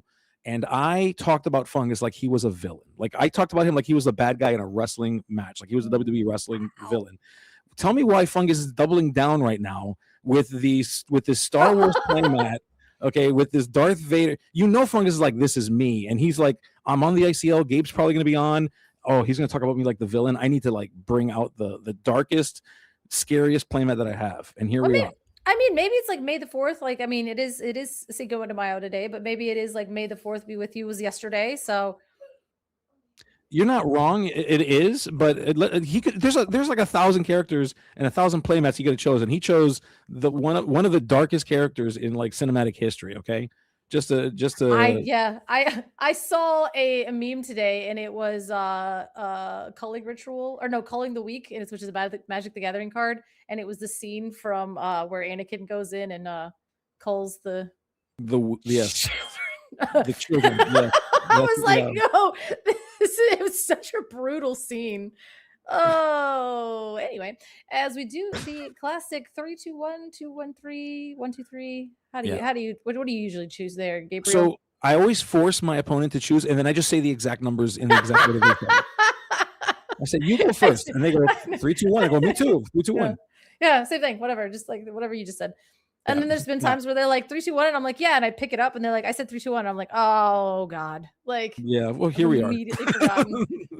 Here we are, and I'm sorry. Yeah. Would you like me to reshuffle, or are you just gonna play the game? I quit. I always love it. Yeah, we'll play like Masters of Disaster, and then JDZ is like, okay, which pile? And I'm like, just play the cards. Like, but here on the ICO would take it seriously. Okay, this is how you cut the deck when we play online, and Fungus and Royce are not playing around here. Exactly. I like it. I like this. This is a true testament to both of these players, making sure that they are sticking to integrity. Integrity is core here at the ICL. Integrity is core for all of our players. We have very, very strict rules when it comes to it, and they are indicating that in making sure that their opponents and themselves are getting the most fair game here by choosing the proper cut method. It's a methodology, I think, is the word we use here. Really? Sure. Yeah. Okay. Pedagogy, I believe, is another word for is another large word for methodology. So you're welcome. You can come to my TED Talk, and I will teach you more about words that don't really matter to anybody. But I think they're cool. I was saying, you can't do math, but you got that up your sleeve. That's I got wild. I got all kinds of crazy words. Fair enough. Yeah. My favorite word color is defenestrate. Do you know what that word means? Defenestrate. No, I don't. It's the act of throwing someone or something out of a window. Defenestrate. It's a great word. Fantastic. What is the Latin word for window? I haven't gone that deep. I just saw that. Yeah, that's I haven't gone that deep, but it's a great word. But I'll find out for you though, and I was like, I'll DM it to you. Listen, chat, we've gone off the rails. The round didn't start, and bad things happened. Also, I need to know the Latin word for window. So if anybody could get on that one, because I want to know, like, fenestrate. I feel like I've heard that. I feel like that. Defense. We'll get into it. Yeah, we'll learn more. We'll talk more about it. It's a great word. Fantastic word. Both players finally looking like they're going to do their alters. We did, as always, we do hold these players back from starting because we have multiple games playing, lots of teams in the ICL on a Tuesday trying to lock their final spots in, trying to get themselves as much of an advantage as they can into these going into the top cut rounds. And so all these games that are being played across today and tomorrow are happening at the same time in the ICL Discord. And so we just want to make sure that all the players are starting at the same time, just like you would in a tournament. Originating from the Latin fenestra, window, the I got there. Love it. Yes, yes, as we see. Oh, Skydoll in with the yes, thank you, Skydoll. Skydoll always has the weirdest, like, are you the one that hit me with the Gregorian chant the other day? Yeah. That's like totally Skydoll pilled. It's insane. That's crazy. Yeah. It was the Gregorian chant of oh god, it was something like Mad World or something like that. Something real good. It was very good. So this is what happens when you guys take too long to shuffle. All of my inside thoughts become outside thoughts. So thank you for sticking with us here on the ICL as we watch Fungus and Royce shuffle up and do things the right way. Yeah, the right way as opposed to the wrong way. We've got the patent pended dice on cards in order. Of course, my favorite move that Fungus just did, which is you don't need a number for two. You just put 1 on one and the 3 on the other side, and you know what 2 is, right? That's how math works. We just know that. And so Royce choosing the classic 1, 2, 3, and Fungus pulling the Gabe move and just saying, yeah, you too. It was the sound of silence. Oh my goodness. Oh, it was a Gregorian chant of the sound of silence. All right, here we go. The ICL on a Tuesday as we get shuffled up and ready to play. I hope. Please. But look, good news is we've got 1 dog down. No! Oh, bad news is we got 1 dog up. And its name is Tramp. And it's found its way into the inkwell, a foil tramp, no less, to play Bobby Zimmerowski, which will be able to draw us a card and discard a card. And it is a Lilo escape artist. He had it so in there hot. I couldn't even predict it. He already had it in lock because it's exactly what you want to do with the Bobby on turn 1.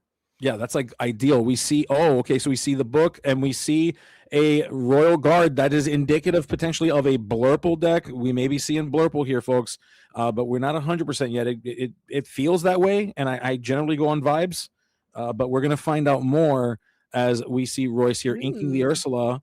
The D23 Ursula. Yeah, beautiful Ursula to play Mowgli. So we'll get to see a chance to look at this Blurple deck that Fungus has here. He said, oops, all characters. It's Blurple. We don't have that many actions or non-characters because we did ink the book, which is a heads-up play on Fungus's part, seeing that this was a dog's deck and the Mowgli could have come down onto. So that book being the perfect ink for against this dog's deck here. Yeah, I mean, great job on that one. Choosing, making sure that you ink that thing, and then good luck. A good job on doing that, and good luck on not having two cards that you could have targeted here. And we drew a let it go, so we drew into something that could have been targeted too. But we're gonna go ahead and play that Tipo. It's a little bit of pressure on Fungus's hand, but against this dog deck, you just need a density of characters to deal with what's out here. So you're kind of okay with this move. You've got the Tipo on 2. Character presence. You've got the Royal Guard that can do some damage when necessary in a challenge. Fungus is where he wants to be with characters in a nice curve from what we saw in that opening hand. Nani going to go ahead and bring a Pluto back from a time long before. I don't think we've seen Pluto in this build for a little bit, so I think it's kind of cool to see Pluto back here. Now, yeah, notably, that is a very uninkable Pluto, as we do go ahead and play the Nani Stage Manager to get that card. We replace that sucker with Grandmother Willow, but I mean, two-piece. I'm trying. My brain is shot. So why do we have a Grandmother Willow in here now? Are we having Grandmother Willow plus a Pluto, and we're really just playing bigger characters? This could be a Circle of Dogs build. We might be looking at a Circle of Dogs build potentially.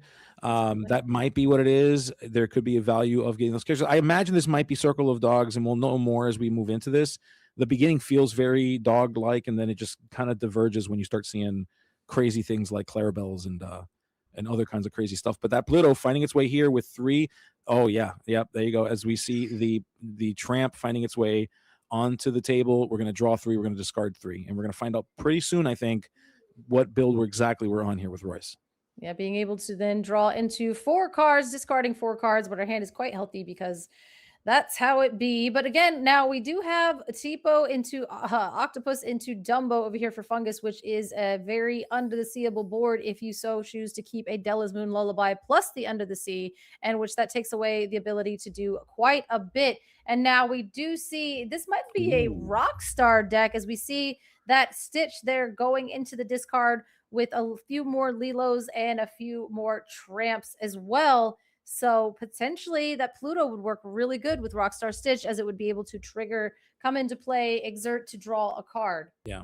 And I mean, look, we've got 5 cards in the discard pile. 2 of them, 40% of them are Lilo escape artists. What luck to find the 2 Lilos in the top 5 cards.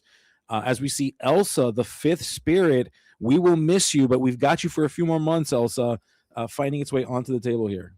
I'm gonna miss that card, as we did ink one to play one. Having I will not miss you. Get out of here. I mean, it's more like I'm bored of the play lines. Get her out of here, right? Like, I want to be scared of new cards. I don't want to be scared of the old cards. I'm over it. Let's shift my anxiety to a new Amethyst Terror.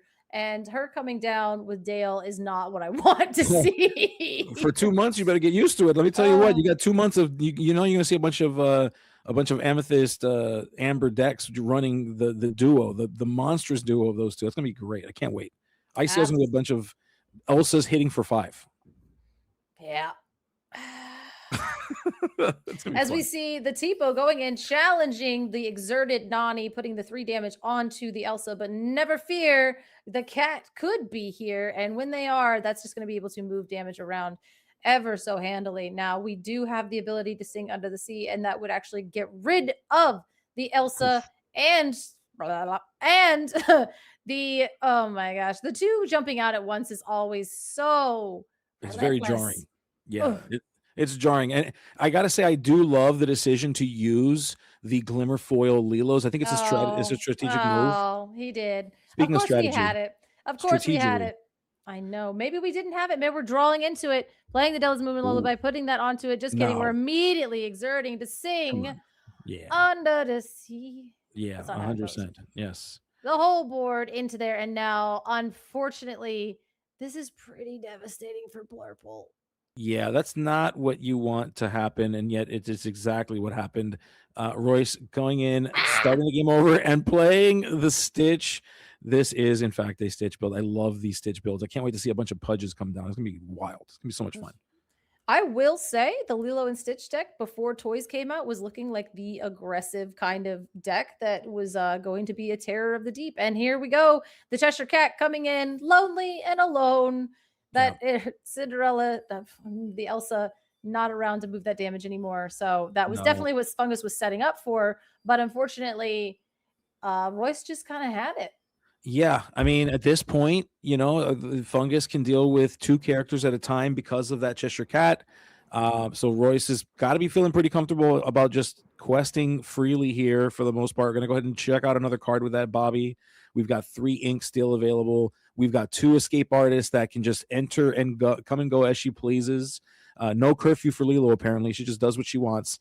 As we got 1 card in hand and deciding what we do with that, and really what do we do with the board, because boy oh boy, there's just so much lore that we can just take advantage of right now. And yeah, saying, hey, let's do it. Spooky Site would be hilarious here. Yeah. There's some weird part of me when I look at a board like this, you're like, Sisu would eat so good. Yeah. Like, I mean, 1, 2, 3, just 4, 5. That'd be boom. 6 lore in bonus to what Royce is sitting on. That's a lot of lore. That's a If we get a lot, Spooky as we Site. do go Hades, the Infernal Schemer, going in and probably taking out that Tramp. I would be more apt to take out the Lilos because they're, that would get rid of them. But at the same time, you have to get that 2/8 off of the board, and it's going to be very difficult with only 6 willpower or 6 strength between the 2 characters on the board. So, Yeah, and it's tough because Cheshire Cat's gonna have to come in here, do a challenge, but we've used up all of our ink, so we will not be sending any more damage away. So we're keeping that into effect. We're trying to get Royce into a situation where this board is recontrolled. It's currently sitting with 10 lore on the table, and just going to continue to deploy more threats here. We're looking at 2, 4, 5, 6, 7, 8, 9. We're looking at 10 points of lore just sitting on the table. We're going to use 7 of those with the characters that are dry. And at this point, Royce is running for it, is telling Fungus, do you want to keep playing, or would you like to go ahead and go to game 2? Fungus says, cool game, bro. Let's go to game 2. Yeah. And that's why we don't like dogs, but that's okay. That first match, that's the thing, is like, oh, there's counterplay to dogs. Well, yeah, you have to play Sapphire Steel. But no, I'm just kidding. I'm kidding. I love you guys. And even then, they still lost in round 1. There's counterplay. Yeah, I think Fungus himself. I've heard him say a lot that Tramp should not be in there. I know Zan has even admitted himself that Tramp should be not in there. But thankfully, I think that the answer is rotation. And I know that it's not really an answer, but at the same time, it wouldn't make sense to go and ban things, especially since Infinity is going to be that main focus coming up. Our last kind of DLC that we have coming up before some of the CCQs, and then the start of season 3, which kind of coincides right with like rotation as well. So it doesn't make a lot of sense to go ahead and ban something at this point in time. What would you do, Color, if I told you that that the ICL got the first reprinted card for the next set for Vines, and it was actually, in fact, the Tramp's actually coming back? What would you do? So long as it's not sale, my dude. I mean, like, if Tramp, I'll be upset. There'll be like tiny riots, as I've said before. I'll be pretty upset, but then at the same time, I'll probably just continue to shuffle up and play because they have this game has me like that. But at the same time, sale, loud riots. Like if they reprint, if they reprint sale, every single Disney Lorcana player is going to hear like a really high pitched, and it's me screaming across the entire country. See if they can hear me in Germany and Seattle and being like, why? But that's how I feel about sale. But dogs, nah, the dogs have had their day. Okay. We're playing Lilo and Stitch. We're playing toys. We're done. It's like, I don't want to play with you anymore because the toys are here. Speaking of toys, which is kind of fitting, we're going to put the old toys away. We're going to play with the new toys. That means that you're a fan of Buzz then? You're a Buzz fan? Thoughts? I love the Ruby Emerald deck. Like, there's so many variations of that deck. Yes. I'm so excited about it. Yeah, Buzz is kind of like the icing on the cake, but it's Buzz is a fun card. When it happens, it's very powerful, but there's so many other really cool. There is. I cannot wait to cook with that Sid and the alien and just that deck's already cooked. So many people have already cooked that. I was like, I don't even want to play with that one because that is definitely the one. Like, that's where people started was the Yeah. buzz and like the aliens and all of those other things. But I was like, well, what about these bad cards? What if I take this buzz What and if I put it took all in with these all? terrible cards? With Yeah. this? What if I ink and pass for my first 3 turns, slam a Robin Hood sharpshooter, and hope to hit a, Return of Oh, Hercules? that's wild. That'd be so sick. Yeah, Return of Hercules builds would be sick. You play that You with feel like a god if you survive that long. yeah. And I don't want to play this guy either. This is the obvious choice. Get him out of here. I'm bored of him already. Wow, that's crazy. We have the cards haven't even come out, and we're tired of this poor guy. Look at that. I'm sick of hearing about him. I'm sick of Yeah. hearing about him. This is Chip and Dale. crazy. Actually, Kim built a deck today. It was a I think it was an emerald and a sapphire, like Chip and Dale Rescue Rangers support deck. And I was looking at it, I was like, yo, Kimberly Ann was cooking with that thing. I was like, okay, it had like zipper in it and like, basically a lot of Rescue Rangers cards with the Alice Growing Girl Yeah. and a few other things in there. I was like, okay. We're quested for 1 billion, and then we're unexerting the Rescue Rangers submarine and then like doing it. I don't know, man. I was like, ooh.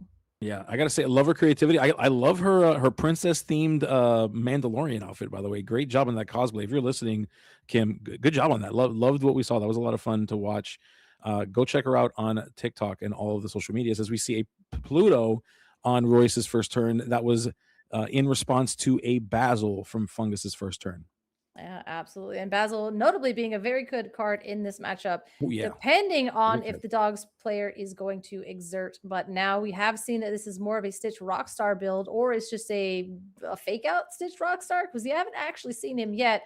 But we know that this Basil is safe to go on a quest here, because you want to get your reduction off of this Pluto. Yeah. You don't want to challenge my Basil. Yeah, I mean, if I'm And you can't, because I'm pretty sure he's a 0. yeah, exactly. yeah. It's like, I'll challenge you for no reason whatsoever. Deal I with would it. do it. I would do it, but it's not what you do, because he's a 0 too. So you're not really doing that. It's a safe quest. Hey, look, there's the Willow. So Willow's finding its way. Oh, we're gonna do it. Oh my goodness, are we cooking, Chad? Did we eat here? No, not yet. Okay, we got the Stitch down.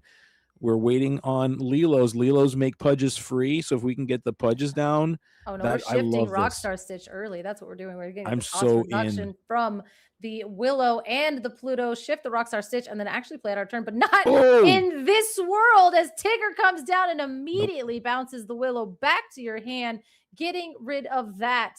Now we will be able to, I think I still have enough to shift that Rockstar next turn, but at the same time, we don't have any ink left to play anything else. So that took away not all of the shenanigans, but quite a few shenanigans, as that Tigger came down and bounced the Willow back to hand.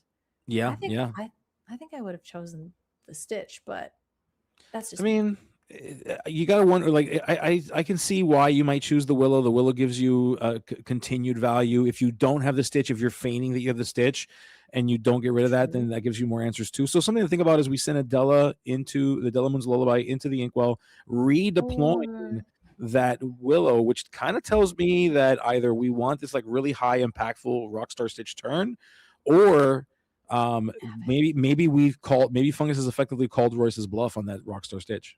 As we play a Nani here, using the Willow effect and also the Pluto here, probably calling the bluff, like you said. And also, too, now if you sit here and exert your entire board and kind of go all in on this Rockstar Stitch, Elsa Fifth Spirit can come down next turn and immediately exert that Rockstar Stitch before you get any value, buff up with the Basil into the Tigger and cleanly take care of that. And then you just lose the game. So probably Royce being a little bit more patient there was definitely the play. Yeah, I would agree with that. I think patience is a virtue here, a very important virtue in this game of Lorcana, and especially across many of the deck archetypes that we see. Something like this that plays these smaller characters, you can get really greedy, you can start the quest, and then really get punished for not being patient. However, Fungus is being rewarded for the patience by saying, well, you stand there. I'm just going to keep playing these characters, dude. Just go wide, because what else are you going to do? We're just waiting to see what this deck is going to do. And in the meantime, Fungus is like, I don't know, man. I'll go wide, you go wide, and we'll see what happens first. Yeah, we'll see who wins when I go wide with these Demonas and these crazy characters. I start hitting you with Hades and stuff. Then we'll see how you feel. But yeah, that Pluto getting dealt with pretty cleanly here with the Basil quest into the Tipo, giving that support, deals with that Pluto. That does not deal even a single point of damage whatsoever. You know, in another world, he could have just thrown the Pluto into the Basil that one turn, and this game would have been completely different. As oh my gosh, there's so many Basils on the board now. So Seeing many. what we can do here, hopefully, a little bit of something, because I think Fungus has realized what this deck is and what it wants to do, and we're definitely making sure that it's very hard for you to do that. As we see the Bobarinsky coming on down, exert it. Oh my God, there's a Lilo in the discard. Yeah, that's where you want it to be. Lilo needs to escape, and you got to send her to the place from which she will escape from. And there she is, and she's so cool. So such a good swimmer too. I believe she's swimming around in that in the original art. Seeing that Grandmother Willow in stereo, we've got 2 of them, folks. Oh, now we did pay 2 for the Grandmother Willow, which was incorrect, I think. Oh no, we played for the Bobby, and then we played the Willow, and now we played into the Tramp, which is a reduction of 1. You gotta watch them with these Willows, man. You gotta watch that math. Make sure everything's doing correct. But Royce is up and on it. Everything is basically paid for correctly as the Tramp. Street smart dog coming in, drawing a lot more cards, but hopefully we had a couple cards in hand to be able to utilize that, unless we're just gonna chuck our whole hand. Yeah, because why not? Let's throw the whole thing away. If we can get more Lilos, we can deploy more Lilos from the discard pile. I'm a huge advocate for just doing the thing, no matter what. I have no cards in hand. Let's do the thing, folks. I want to get Lilos in the discard pile. We need her floating to the top, getting onto the board, swimming around, doing stuff. Stitch might not like it too much. Stitch, a little bit heavy in the water, but hey, Lilo can surfboard and she can swim. So let her do it. He is scared of water, and I can't wait to tell you guys about something that I can't tell you about, but the being scared of water thing is actually a downside. And hey, in a few months, that'll make sense as we do go ahead and throw away a lot of really good cards here, notably that Lady Park Avenue, which is a good engine to be able to get back a lot of the cards that we did discard, which makes me wonder, we're just going to go ahead and ink the Rockstar Stitch and say, hey, I don't need it. It's not here. We don't need it. And we have 1 card in hand. What could that card be? It's got to be a pretty good card if you're sending that Rockstar Stitch away. But I guess we see Demona coming in, doing Demona things, turning all of Royce's characters and exerting them. Royce will get the bonus of getting to draw 2 cards. Congratulations on your 2 cards, but good luck to you and your board, my friend. Oh, yeah, this is pretty devastating coming in for Royce here, that Demona being able to exert everything, and Fungus going as wide as he is, anticipating the need to clean up this board. How many Basils on board? Oh, my goodness, Into the Unknown is just going to go ahead and take care of that Tramp. So now everything on the board will be easy to take care of. Tramp was going to be the biggest hurdle to get over, but now we can afford to quest with the Basil, buff up the Tifu, take out some stuff, probably the Nani, get that out of here. Oh my God. Get it. This was You're a not huge kidding. turn. That was devastating. Royce is watching the dismantling of his board happen piece by piece. Fungus initiating this plan perfectly, did not get any characters interfered with, had a nice, strong 5-character board before that Demona found its way here. Royce is going to have to reclimb this mountain and try to get back some table space, as Fungus is just in control right now, just so in control. Can you imagine if that last card in hand is Under the Sea? Bruh. Oh, Bruh. the pain incarnate. But we did get to draw some cards off of the Demona, so we're not out of it yet. We are at a total of 4 ink, which is like not the best, but we're going to go ahead and use 1 of it to pay for the Lilo, because we get a cost reduction from the Willow, making the Lilo cost 1, which is egregious.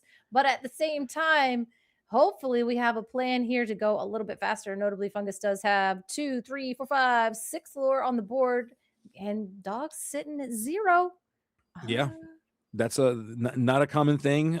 Usually when you got as many characters as Royce did at one time, that you'd sneak in a couple of points of lore, but Fungus controlling this board very effectively, never really giving Royce an inch to do that, and just dismantling this board. Royce has to rebuild. And Fungus now looking to see, what do we do? How do we continue to maintain control of this board? How do we make sure that we don't lose the control here, and that way we can turn these things sideways and start winning? Royce is going to go ahead and ink a Nani to play the Grandmother Willow. Now, we did use the first Grandmother Willow. Why are we putting it exerted? That just seems rude. Also, get it out of the front of the board. I don't know. I just feel like that is crazy. A sideways Emerald Chromacon. Chromacon in defense mode, I think, is Yeah. an interesting way to do that. I guess it's like Pete. You know, what do we do with Pete when we play Pete? Do we put it upside down? Do we just play it like normal? So this is what Royce does with items. Royce is saying, gotcha. Look I at suppose this. so. Don't forget it. And Fungus probably is saying, I won't, as we go Yeah. ahead and immediately take Timona to go ahead and sing Let It Go onto the Lilo escape artist, Yep. getting that into the inkwell. She will not be jumping out of the discard anymore this game. Notably, that does not trigger the Chromacon. Yeah. So our board is still free and clear to get active, to get questing, and probably another Let It Go would be kind of gross, but it's a Hades Hades is looking pretty for a gross too. deal. Yeah, Hades is pretty gross too. You love to see it. This card gives so much space. You get to your opponent gets to choose, so it feels fair. But boy, oh boy, does it stink to have to tell your opponent to draw 2 cards. But we don't do that here. In this case, Roy says, we're not letting you draw 2 cards. I don't need you to get any more card advantage, but I'm going to go ahead and get rid of my Grandmother Willow. Wow. And Fungus now down to 0 cards in hand, immediately playing out the last little Basil that he had in hand. But I don't really know if the cards mattered to Fungus as much as they would Royce at this point in time. That board is very wide, a lot of questing power as we do go ahead, exert anything we can to get as much lore as possible, getting up to 7 for Fungus and 2 for Royce. Yeah. Fungus identifying that he is in the beatdown position. He is in charge of this game. So acting as such and just saying, you know what? I'm winning the game. I've got the faster clock. We're turning sideways. Royce with a concert instead. So instead of dealing with the board, playing a concert here with this Rockstar Stitch, can we take advantage of this ability? We do play a Rhino. The question becomes, are we going to exert this Rhino to draw a card? Royce is making that decision. And the answer is yes, we will exert this Rhino to draw a card. As Fungus uses his literal wedding ring, I think, as a marker for a negative onto the Basil. Yeah, I like that. Honoring his lovely spouse with the Basil there. That's great. You love to see it. You love to see it. Basil, and you know what's funny? Like Basil's the mouse, so it's like he's actually holding the ring. I think it's hilarious. He's holding it down. He's like, I am actually burdened by this by -1 from the Rhino so coming heavy. in. Yeah, we did exert to draw a card from the Rockstar effect, drawing into a lady, which we then played to then exert and draw a card. Notably, that is the downside of Rockstar Stitch, is coming in exerted to be able to really fill your hand. Now we do see a Dumbo, which is a really good card for Fungus to get off the top of his deck. But he says, I don't care. I'm getting the lore. I don't need the cards. You can't do anything about this board. And I am going on a substantial quest all the way to 15. Turns out Fungus knows how to do math. So Fungus is saying, yeah, okay, that's cute. you do that. You get to like 8, and then I'm just going to win. Okay, so that's what we're doing here. Fungus is saying, we're just going to win. And right now, that's exactly where we're at. Royce is going to need some spectacular sequence of cards here. And I don't think Ursula's one of them. But maybe we can draw a card that can give us something, potentially. Royce finding a Mowgli. Again, not great in this scenario. I mean, we're going to just draw more cards. Yeah, we're drawing into trying to see if we can maybe get into potentially an Under the Sea, which I do know that we have the ability to sing, but that won't hit everything. We are at 15, so that would be 15, 16, 17, 18, 19, 20. So yeah, there is not much we can do, although we can go ahead and give our lady +3 because we played the 3 characters. So she will be able to challenge in a little bit, potentially taking that. This is not looking good, but at the same time, we're not out of it yet? Question mark? No, I think we are. But we're certainly going to try. We're certainly going to try our best, and we want to make sure because there is more game to be played here, Royce is saying, as we are going to play the Tramp. This Tramp is a free Tramp with all the characters that are down, so we might find something. I lied. I was trolling, and I trolled a little too close to the sun. This game is not over. Yeah, we do have 1 card in hand, and it has to be exactly Under the Sea, but now that means that we are losing a little bit of challenging potential because we have to be able to Under the Sea and take another character off this board here. We cannot leave the Demona the Hades and the Dumbo on the board. We're going ahead and discarding just a plethora of cards that are not Under the Sea. So that gives us a little bit of hope here. I also don't see Delamoon's Lullaby too. So maybe some of those are being kept in our hand. But it was just 1 card, I think. So maybe not. We're going to find that out though. Oh no, are we? Oh yeah, we are. We're singing it, folks. It is We Under found the it. Sea. Under the Under the sea. sea. Now, we did get rid of some decent threats here, but unfortunately, we are going to have to take the Bobby, and that's not going to do it. We cannot get rid of, well, we can. We have that lady. She's all beefy. We can She's go now, ahead and yeah, she's now a 4 strength character. Keep that in mind too. wild, but that isn't enough here because we can take the Bobby and her. So if she's 4-5, we can get rid of the Demona. Yeah. That would No. slow the clock down to the point where the game is not over, but we would still be able, Fungus would still be able to get to 18 next turn if we can draw Not the into Demona. something. It has to be the, yeah, I was gonna say. it has to be, yeah. Unless we lose 3 characters. Oh, opting to get rid of yeah. Okay, so we chose instead to deal with the Tigger as well as the Hades here. You love to see it. Trying to keep control of this game. We are going to be able to get to that number 18 on Fungus' side, but first by, of course, doing the breaking records effect, which is going to be able to draw some cards and be able to draw into a book, because this is what Amethyst does. It draws answer after answer, and we are going to have to continuously play some things here. We played a lot of Basils, but we do have our 1-cost Royal Guard coming in for Fungus, so now this is game on board. We'll quest with the Demona potentially, or you just leave it up and make you have it. Yeah, and no, Fungus is saying we're not going to make you have it. We're not going to risk it. We're going to take these points where I can, and I'm going to trust the top of my deck. I'm going to trust that I will get more answers as I need them. I only need 2 more lore. Either deal with this evasive or lose the game, or deal with this ready character or lose the game. Notably, yeah, and Under the Sea is not going to do it here. We're not challenging in. We're not balancing anything back. Getting that Demona off the board is going to be extremely difficult, and you will be sacrificing quite a bit of your board. Now, if you do have a BB Tramp, the enterprising dog, potentially being able to buff up the Ursula or the Mowgli here, then you'll be able to kind of get up to where you need and not lose a lot of lore. But at the same time, you will have to get rid of that Dembo, and you are going to have to get rid of this Ready Palace Guard. So that is a lot of that's diversifying the amount of answers that you're going to need. You're going to need a Tramp, and you had no cards in hand. So the top of your deck has to be an answer for all 3 of these characters. Yes, exactly. As we see a Tramp, so Tramp is okay here. Tramp is going to boost the character by a lot, choosing the Mowgli. We will be able to activate the Rockstar Stitch effect. The crowd goes wild as we draw another card. It has to be another card that is an answer, or we have to be able to draw into another card here. It doesn't seem like we're going to be able to do it, and I think we are going to scoop it up. Or we drew into a lady, which will give us more answers. But again, that evasive character is going to be a problem here. It is going to be a problem. It is going to be a problem. I mean, I have to imagine we're looking at the discard pile. That is a pretty clear sign that the card we just drew is that lady. Trying to say what can come from here that will actually do anything. I see the Bobby put on top of the deck. We're taking notes, but it's fine. Lady Park Avenue coming in to grab the Bobby off the top, be able to filter through the deck, be able to draw and discard. But I think you're picking up 2 cards. So you play the Bobby, you draw for Stitch, and then you discard for Bobby. So that stacking, we pull the triggers out of the bag that way, giving us that advantage. Because we draw a card for Stitch, we draw a card for Bobby. Now we discard for Bobby, hopefully getting us 2 cards deeper into our deck.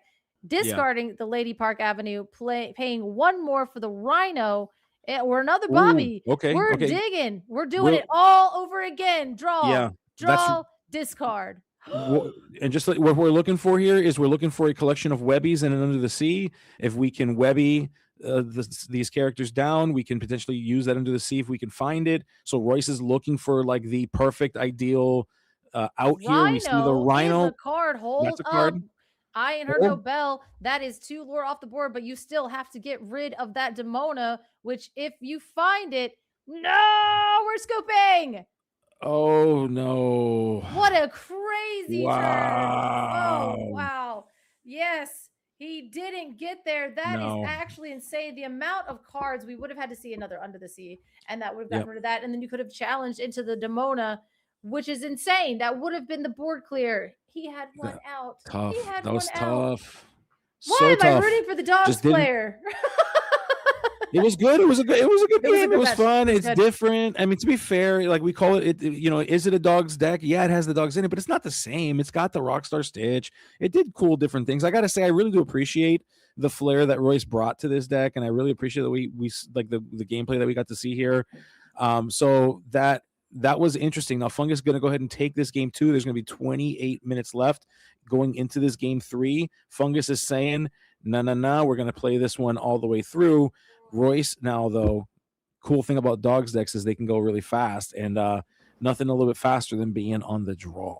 Now we saw that last time, and Kendall did kind of pull that out and go, hey, you are trying to ramp on 2, and I'm trying to have 8 characters on the board by 2. So can we get there? Unfortunately, it being on the play is a little bit stronger, but we did see Fungus has the tools. He has the Basil. He has the Tigger. He has the Elsa. So there are ways to get around this, and we saw this Blurple deck go very far in the last DLC, even in that super strong dogs meta. So it can happen. It is possible. And I don't know if you know this, but Fungus has won a DLC before. So he's kind of a good player.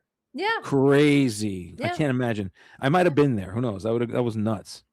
Yeah. Well, yeah, I guess you just had to be there. So you had to be there. Yeah, as Luke is a testament that anyone can do that, of course. That's not a big deal according to Luke. He says that was production in our head saying anyone could do that. Yeah.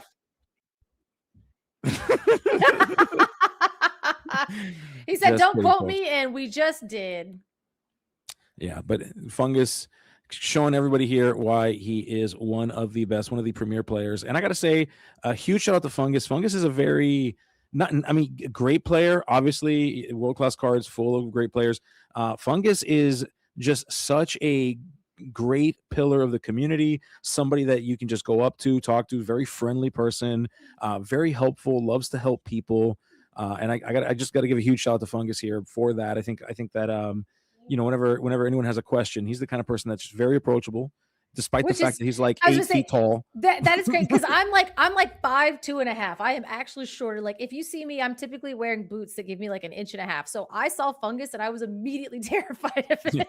I will not be talking to you, sir. And I was like, oh my God. And then I was like, yeah, he's like one of the nicest, most approachable people in the world. But like the height difference is astonishing, you know? Yeah. So typically people that are as tall as Fungus don't notice that I'm there until I'm like, hey, and they're like, oh God. So but no, that's not what happened here. Is we ink a Rockstar Stitch to play a Pluto down here onto the board. We're gonna go for it again, apparently. Yeah, listen, we didn't get enough the first time, so we're gonna try again. As Fungus is gonna try to employ the strategy. We do see that Royal Guard fantastic in this build. I love Royal Guard in this play. There's been a lot of conversation as to whether this is a good card to play versus something like a Palace Guard. I'm a huge fan of this, especially if you're playing cards like Demona, you're playing cards like the Woodchuck Guide's book.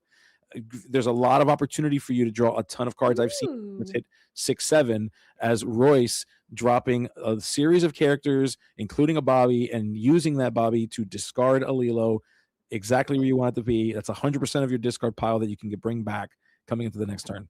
I like that math, as we do ink a sale to play a sale. Now, I will say kind of a note on this Royal Guard here. Someone in one of the DLCs decided to play a Hades looking for a deal, and I was like, nah, you can draw. And then they popped a guidebook, and I was like, what? And then they challenged their Royal Guard into my Clarabelle and took her off of the face of this planet. And I was like, I lose. And they were like, yeah. Yeah, so that's how that works. That is how that works. Speaking of which, Royal Guard in stereo, we've got 2 of them. Lots of damage potential here if we can get some more card draw on Fungus's side. Fungus with 4 cards in hand, tons of things to do with them. But Royce, hand and heart. Yes, my hand in my heart. As Royce is going to go ahead and draw and start his turn 3. Now, we were able to keep our Willow, we were able to keep our Pluto, but we don't have our Rockstar, but we do have our actual power move of an Emerald Chromacon on the front of the board here, exerted up and not that active, but still super potently ready to do its job. Absolutely. Yes. Emerald Chromacon in defense mode, as I like to say. It's a bodyguard. It's bodyguarding. It's protecting all of our friends. That's why it's sideways. We love it. Hilarious. What a menacing Chromacon. As it like off to the side, you're like, okay, it's over here. But this one's like, no, I'm literally protecting it as we never didn't have it. No. Going ahead, grabbing that Tigger, bouncing the Willow back to hand, setting us back a turn. Now it's not as potent when we're on the play as on the draw, but it is still devastating to disrupt Dog's momentum here. Yeah, certainly that Lilo making her appearance here in this game 3 from her spot in the discard pile. We paid full price for that because we did lose that Willow, but Royce is saying worth it. I just need to continue to put pressure on you.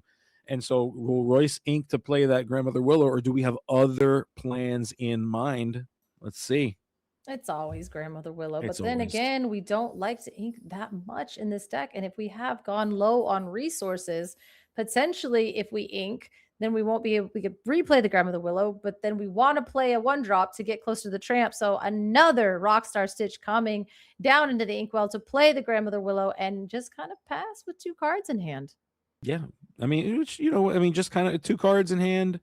Not the worst thing. Depends what those cards can be. We can potentially get some characters into the discard pile. If we can get something like a tramp going here, would be pretty fantastic for Royce's side. And if we can get a tramp out, that means characters going to the discard pile. That means Lady is even more effective as Fungus, questing up, saying, okay, I'm the aggro deck now. We're just going to keep on turning sideways. If you want to play these cute little games, you want to play these characters with low strength, cool. You do that. I'm just going to win the game. As we do, go ahead and make sure that we challenge in effectively, questing with our Royal Guard, challenging in with our other Royal Guard, and then having it bounced back to our hand, leaving the damaged one onto the board. And we are able to probably ink, we're inking the Basil to go ahead and play the Elsa, 5th Spirit, exerting your Willow, and just getting it's your Bobby, just getting it's your Willow. Get rid of that. That's tough. Get it out of here, as we do lose that again. I think we're probably thinking about our life and things, probably going to bounce that Royal Guard back to hand. Probably. But we have successfully dismantled the board and left Royce really far behind. Yeah, and one of the problems with Chromacon into the Amethyst matchup is it feels it's a very necessary card to deal with the board, but the problem with Amethyst is it's got likely the collection of characters that you want to send back to hand the least. Mm-hmm. I don't want to give you back an Elsa. I don't want to give you back the Tigger, but we may have to, so we'll see.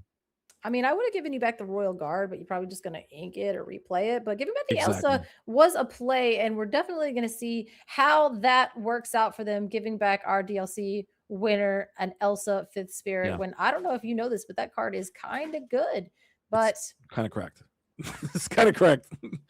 But yeah, Royce opting to keep the Royal Guard in play in order to challenge it, send it away forever. I think Royce is trying to out-resource Fungus here, hoping that he can do that, choosing to ink that tramp. Difficult choice. Either he has another one or, of course he does. Duh. Of course he has another one. As we're going to start to see more cards. As we only have 1 card in hand, again, leaving it in that spot where we do have. Okay. Sorry. So we do have only 1 card in hand. Hopefully it's a great card. It's probably not good enough because we do know that he just gave him back the Elsa 5th Spirit, which is then going to combine with the Tigger to immediately take out the tramp that we just played. Yeah, it's tough because easy play here is Tigger comes in, deals with a character. Royce is put in the uncomfortable position of either not using the Chromacon or sending back the character, and then Fungus just deploys another character that either bounces a card back or just is the Elsa. And Royce is going to have to basically put out more than 2 characters a turn in order to outnumber the amount of threats that Fungus is dealing with here. But Royce now having to make the awkward choice. What do we do? Is it send back the Tigger here, or is it maybe don't do it or give ourselves the ability? Saying, you know what? I win this game when you have no characters on the table. That's what Royce is telling Fungus. Absolutely. As we did opt to go ahead and Fungus has will ink something. Maybe it's the Tigger. Maybe it's not the Tigger. I mean, probably just replay the guy because, hey, you can bounce that back to hand and make you play it from your hand as opposed to the discard. So we have inking, and then we're just going to go ahead and play. Okay, all right. A little bit of a abuse on the inkwell. And it's a Tipo! Hey. DLC winning Tipo as well with Fungus. Name a better duo. You need a trio and you need a second Tipo. That's the name right there. It's double Tipo for the win. Yes, that is true. For sure. And Fungus realizing that, hey, Tipo, great quester. So we're just going to put that on the table. and just say, hey, let's you do some stuff there. All right, you hang out, you give me some pressure on the clock, and that's how we're gonna win this game, little by little, one at a time. Notably, he will get under the sea into oblivion, but I guess if you're singing under the sea, then you're not really questing, and that's fine with me. Now, we do have quite a bit of ink going on here, and the ability to do things. We have inked of quite a few Stitch Rock Stars, which seems to be the draw engine of this deck, along with the Yeah. Tramp. So, kind of interested to see what Royce does here. Yeah, I think Royce is put in a really weird spot. I think he's realizing that if we keep playing at this game, if Royce can't figure out to put more characters down per turn, he's eventually going to lose this like bouncing game that he's playing. But choosing to play that Lady's a fantastic card. But given what Fungus's plan is right now, it does feel a little bit down tempo because Fungus is trying to deal with his board little by little, send things away, minimize the ability of Royce to quest. And so Royce wanting to go wide, having to take this turn to bring back characters to hand so that he can do that in the following turns, that is going to be critical. But can Fungus take advantage of this somewhat lower tempo turn? We're going to find out. Now, we do opt to go on a quest here, noting this is coming up on our Demona turn if we so choose. We also know that Royce has quite a few cards in hand, so Demona is not going to be giving Royce value and giving Fungus more value as we just, so you might as well send him on a quest, get the gain that you need. Hopefully the cards that we chose back, which ended up being a Pluto and a Willow, will help us accelerate our game plan and not have to utilize so much ink coming up in future turns. Because in this point of the game, it seems quite swung in Fungus's favor, depending on what we can do in this next turn. Yeah, Fungus is at the point now where Hades is unlocked. We can start playing those 7-cost Sapphire Hades, the Infernal Schemers. We're inking with an Elsa, which kind of tells me that's likely what we're at. But no, choosing to play Royal Guard, opting for character presence. And hey, we got Demona, folks. She's here, the Scourge of the Wyvern Clan, as we are going to go ahead and draw cards. And we've got characters on the board to deal with characters that are on the table. Again, more of just the ability to control this board, sending characters into others. Let's see here. Yep, choosing to get rid of that lady, of course, very important to do. Royce now deciding. Chromacon, yes. Chromacon, no. Potentially, who knows? But that is probably why Royce decided that they wanted to go ahead and take that quest here, because unfortunately, Demona was imminent. And if you were going to get a lot of lore out of this to begin with. But because we decided to take the lady first, you cannot bounce the lady with the Chromacon, which would have given you that engine. You are going to go ahead and take and bounce the, and then we're just going to take out the Tramp. Like your whole board's gone because we drew so many cards off the lady. Yeah, I was like, oh no. We've left the Tipo all by its lonesome. Tramp can deal with that Tipo, probably is the reason why. Now we've got Royce, of course, turning card sideways. It's just with lots of ink. When we look at this color combination, we look at Amber Emerald. Inking a lot is not a thing it generally will try to do. Of course, in this build, it is running the Rockstar Stitch, so we are trying to get to higher numbers, a slightly higher count, in order to make sure that we can not just be stuck with cards in hand. We see the Lilo that was bounced back to hand being played for its fair value from the hand, just trying to continue to put pressure. Royce, 3 lore to Fungus's 4. Fungus playing more of a bouncy kind of deal with the board game, and Royce is trying to respond. The question becomes, can Fungus outdo what is happening right now, which is that Royce is putting down multiple characters here per turn now. Lefting 2 cards in hand. We are going to take the Tramp onto a quest. It is a pretty safe character. We know we have Demona in hand, but also look at all those cards that Fungus has. There are so many possibilities. We could even like ink Demona into the unknown. There's a lot of stuff that we can do, but immediately just going to go ahead and Hades and Fertile Schemer onto that Tramp. That's an answer. Get it on out of here. And a substantial 3/6 body on it as well with the 2 lore, notably 4/4 going into this next turn as we ink Demona to play a Royal Guard, going wider than the Chromacon can handle. Yeah, Fungus is like, okay, don't worry, I'm not going to give you cards. You don't have anything to worry about. You bounce this Demona back. I'm just going to use her as ink. Smart call here. Get a character out that can do stuff and put Royce in a weird spot, which is really the name of the game against these dog decks. Can Royce figure this out? That Chromacon, a bit of a nuisance for Fungus. We're going to play another Lilo here. More questing pressure, which is what Royce wants to do. Yeah, and that is one of the ways that you get around the Chromacon, right? Is if you can continuously flood the board turn by turn. If you're playing one character a turn, the Chromacon can get you. But if you're playing 1 to 2, like we saw Fungus opting to ink that Demona to play out the Royal Guard, which is not something you would normally do, but playing the Hades into the Royal Guard is something that you want to do. You want to be able to outvalue that. You need to go wider than the Chromacon can handle. And unfortunately for Fungus, we do see that there's the second Lilo escape artist, which is exactly, they just work so diabolically together, the Chromacon and the Lilo escape artist, because you have to continuously remove her turn after turn. As we see the tramp come down to buff up potentially something, the Willow, I guess, at this point. And are we going to take out the Tipo? No, we're not. We're just going to go for a quest because we're trying to race. You're trying to race my Chromacon. I'm trying to race your ability to remove my entire board, as this is a game 3 and we've definitely got a game.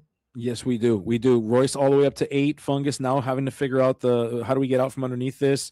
Royce currently sitting in the beat down position. I'll let it go to deal with the Lilo, leaving only one Lilo on board left so we can minimize these returning characters. They can be so annoying, so problematic, as Fungus is now deciding, what are we going to do with these characters? What is the play? We've got all of our ink available, so we can still use all this ink for cards in our hand, but trying to put Royce in the position of making decisions with the least amount of information possible is really the name of the game here, as Fungus is thinking through, hey, I challenge and then put Royce having to choose, do I quest with the Tipo? Do I not quest with the Tipo? Just so many options here as we want to make sure we take the right play lines. Right. And of course, it's like you can give me back the Hades, you could not give me back the Hades. That would definitely be more removal in your character. Right. But then it's like we got the lore from it, which again, we're at 5 to 8. Royce a little bit ahead here. But at the same time, if we're only one card in hand, there's not a lot of things that we can do to really keep ourselves in the game, unless that's potentially exactly a Lady Park Avenue, which we've seen quite a few, I think, this game. Nope, we've only seen one, but we will take the Willow, opting to bounce that Tipo, get him out of here. Yep. Put that guy back in your hand. Now we do have the ability to replay him. He isn't a great challenger, but he is a body on board. He is, and I don't believe we've inked yet, so we can even use that Tipo as ink if we need it. And so we've got Fungus over here deciding on what to do with the ink. And again, this is the right way to do it. You got a Chromacon on the table on your opposing side. Give your opponent the least amount of information in order to make some weird decisions. Go ahead and then deploy all the cards that you need to do once the challenging is complete. We're going to draw with a genie. We've got 3 more that we're going to play and pop the Woodchuck's Guide. We're going to draw a bunch of cards. Fungus trying to get to more answers, more card advantage in order to out-race this Chromacon and just put Royce in the bad place. In the bad place with another Tipo on the board. Look at that. We inked a Tipo that got bounced back to our hand to play another Tipo. Fungus now has 4 characters on the board to Royce's 3. This is not what you want to see. That Chromacon is not doing any more heavy lifting at this point in time, as Fungus has correctly identified the strategy to go around this pesky item that notably Blurple doesn't have a lot of answers to. And by not a lot of answers to, I mean, there's like 2 and they're horrible. So you got to learn to play around this thing. And it does take a certain level of skill to make sure that you're doing everything in the correct order. I mean, I guess it's Wasabi and it's like fine, but Under the Sea comes down, taking out 3/4 of those characters. That's and putting them onto the bottom of the deck. That is definitely an answer here, as we had enough ink to hard play that and quest out, going all the way to a whopping 11. Something's like way off the rails when a dog's deck can just as Fungus's whole world, apparently the Death Star has exploded. In fact, Royce is you're in a weird spot where when the dog's player can just hard play and like fully pay for the full price of an Under the Sea. Like this is a weird, bizarro world. And we're here for it. As Fungus is just so mad at that Under the Sea. I was going to say, he's thrown his table. Fungus's camera has now gone under the sea several times here. So, again, this is still not as funny as the Darkwing Duck shirt is rad. He just wanted to show us his shirt. That shirt is awesome. What a sick shirt. That is such a good shirt. I love that shirt. Fungus, let us know where you got that shirt. I want one. Seriously, dude. I need one. So I need links. Stat. Also, Fungus's camera is continuously trying to be under the sea, but it's actually This is a shout out to the Illumineer that had the what is it, the 6 troves in a trench coat Let's posing as a go. camera stand. That was my Yes. favorite. It was like just box on box on box on box, and then the camera was just like hanging on for dear life. So we get innovative here on the ICL. All right. We do. Listen, there's games to be played, and we'll do whatever it takes to play them. Darn it. Okay, and if it means we got to stack 6 troves on top of one another with cards in them to keep the weight good, and then we got a camera on top of it, then so be it, dude. Let's get it rocking and rolling. We just want to play, man. We want to play, and I just want to play cards with you. I That's just all want to play cards, man. As we do send the Haiti in for a challenge, getting rid of that tramp. And now, do you want to bounce the Hades? Because you could totally bounce the Hades, but I'm going to play another one. No, I know we can't. Oh yeah, of course. I know we can't hear Royce, but Royce had to have been like, nah, we're good. But don't matter. Fungus don't care. Fungus has got the other one. We're just going to launch it. Send that character into the inkwell. No punishment for that as well. We love to see it. Yeah, Fungus went full honey badger and don't care as we go ahead and play a Cheshire Cat, which next turn will be able to move some damage off. This board is starting to look scary for Royce and a little bit better for Fungus as we are 5 to 12 lore with 7 minutes and 35 seconds left in game 3. Yeah, game 3. I do believe it's pretty safe to say at this point that Fungus has stabilized effectively. Now, could we still see like multiple Delamoon's Lullabies and Under the Sea? And maybe, I mean, we might get there if we can get enough resources in hand. I just don't think there's enough turns in this game to do that. But Royce is going to try anyway to see what we can do. We've got that Pluto exerted right now. We're going to see what we do with that. For a reduction of 1 now, maybe potentially playing a free Bobby that will then be able to dig a little bit deeper into our deck, potentially giving us a cost reduction to give us more ink to play with later. Saying that even though we're at 13, I see what you're doing over there, Fungus, and that is how you win the game right out from under me as Tramp coming down. Ain't gonna do it. Not a good enough card here as we pass back to Fungus. Oof. Oh, that was such a turn to be had as Fungus has the world as his shoulders and able to do anything as Hades deal comes down.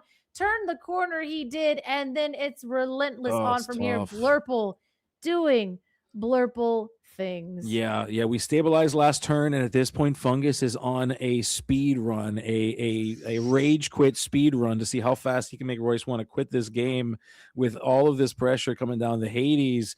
Sending a Tramp to the bottom, and then because we have more ink and we can do it, we can go ahead and just launch this another. Oh no, just kidding. I thought he was going to launch another card out. No, we're going to do it, folks. We're going. 3, what are we? Why are we counting? What card in your hand that costs 4 that matters?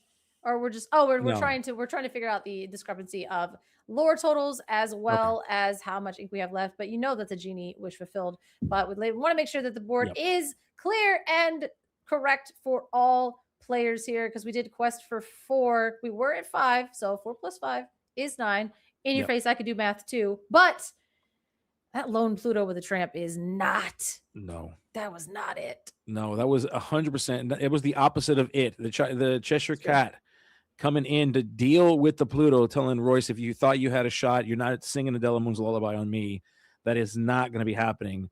And so that pretty much will lock Royce out of the game, I got to say, as we go ahead and we play a Dumbo. I was either a wish fulfilled or a Dumbo. Either one, we're drawing cards. We're just going to go chuck that down and say, bro, I don't want to play this game anymore. As Fungus takes it in the end there, slow and steady, wins the race. My goodness, WCC taking it 2-0 so far. I think it's kind of good. I think that kind of good. Again, you know what you're known for, Color? You're known for saying the things just the right amount of nuance. I love it. Understatement of the year, as we have, folks. Please, I need the largest round of applause that you've ever given. I want to hear you from inside of my studio because, friends, this is your Steel Song player's favorite Steel Song player. Your favorite Steel Song player's favorite Steel Song player is here, folks. We have the Lorcana Habibi, folks, in the studio with us. Like I can't even look at him I right was now. like the Lorcana, like the Habibi jump scare was so real. Like no, we didn't even get a warning. He's muted, so that's good too. But at the same time, woo! Yes. Luke, you gotta let us know, my man. No, I love it. I love being surprised, and we're waiting on You hear me Habibi's now? microphone to be kicked in. Habibi, we hear you. Yes, we go. hear you, my friend. How you doing, bud? Welcome to the Doing ICL. good, man. I was so excited to hop on stream, and then I found out that you weren't excited to see me. So that was so sad, man. I was gonna send a message about how excited I am to stream with Gabe. I was talking to Luke. He's like, your option is color or Gabe. I'm like, of course, Gabe. I hate color. I'm just kidding.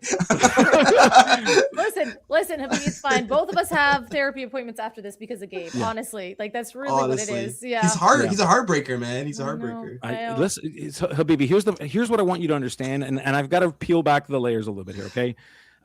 Every time that we've interacted, I gotta say, and I say it to everybody I talk to, I love you. I think you're one of the coolest people.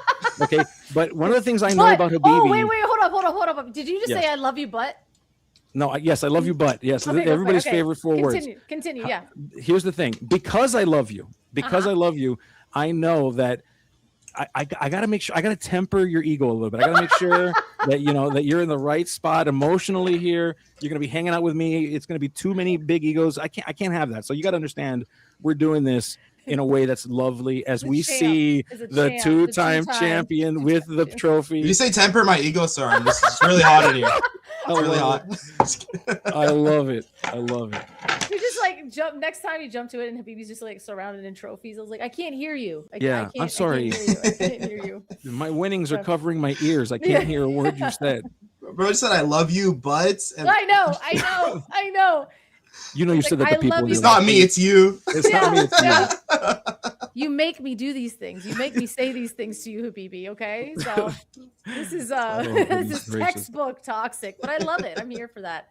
On a Tuesday night, come on now. Oh dear, we got a color jump scare. I'll click on that later. Thank you. Oh god, the chat is already. I probably have to go. I don't know how long I have in here, but Luke is probably kicking me out very soon, as we are going to go into a round 3 here, world class card.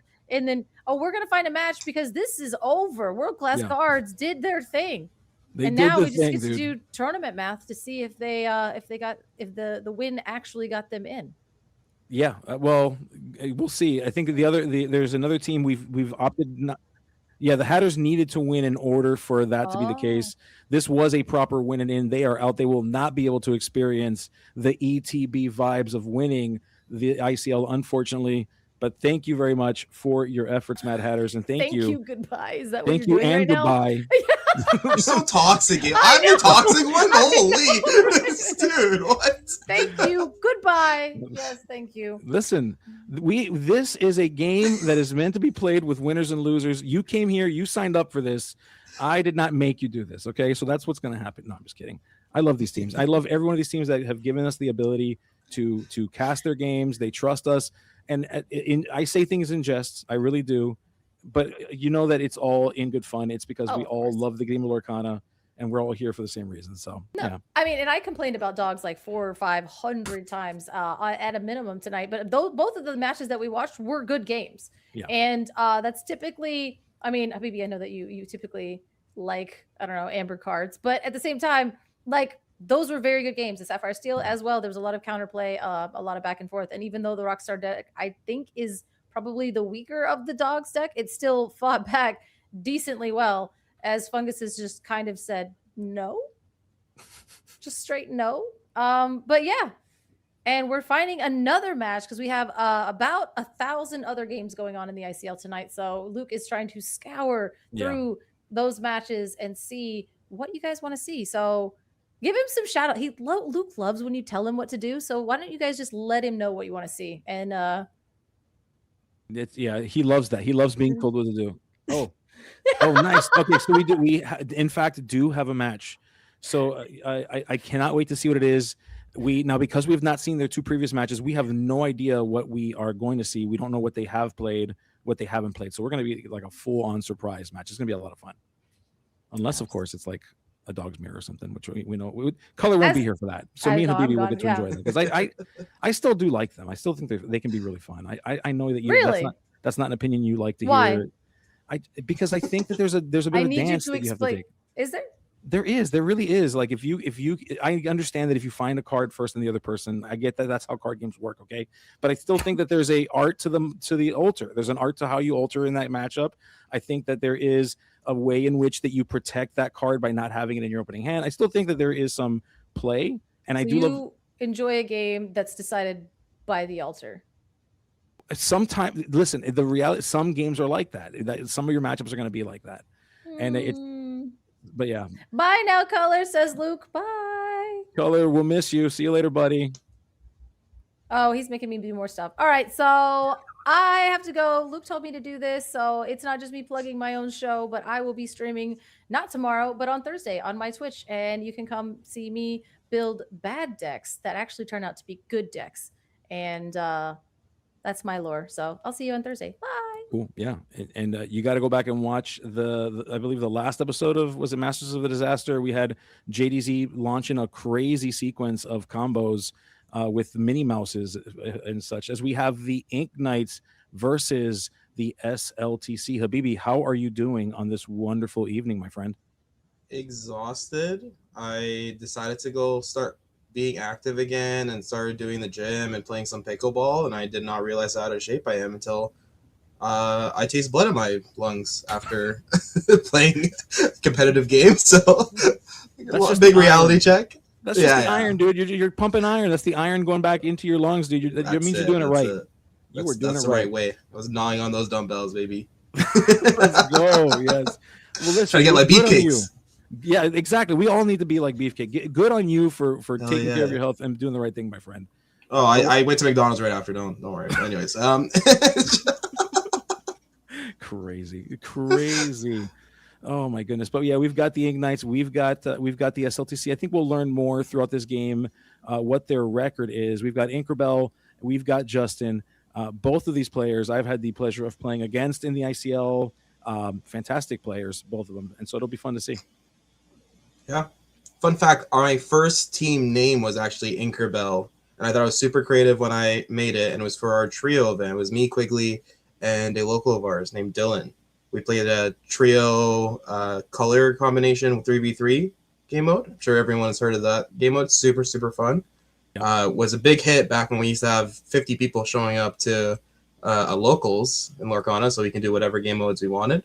Nice. But that was the first name, so I love the Inkerbell name. Yeah, me too.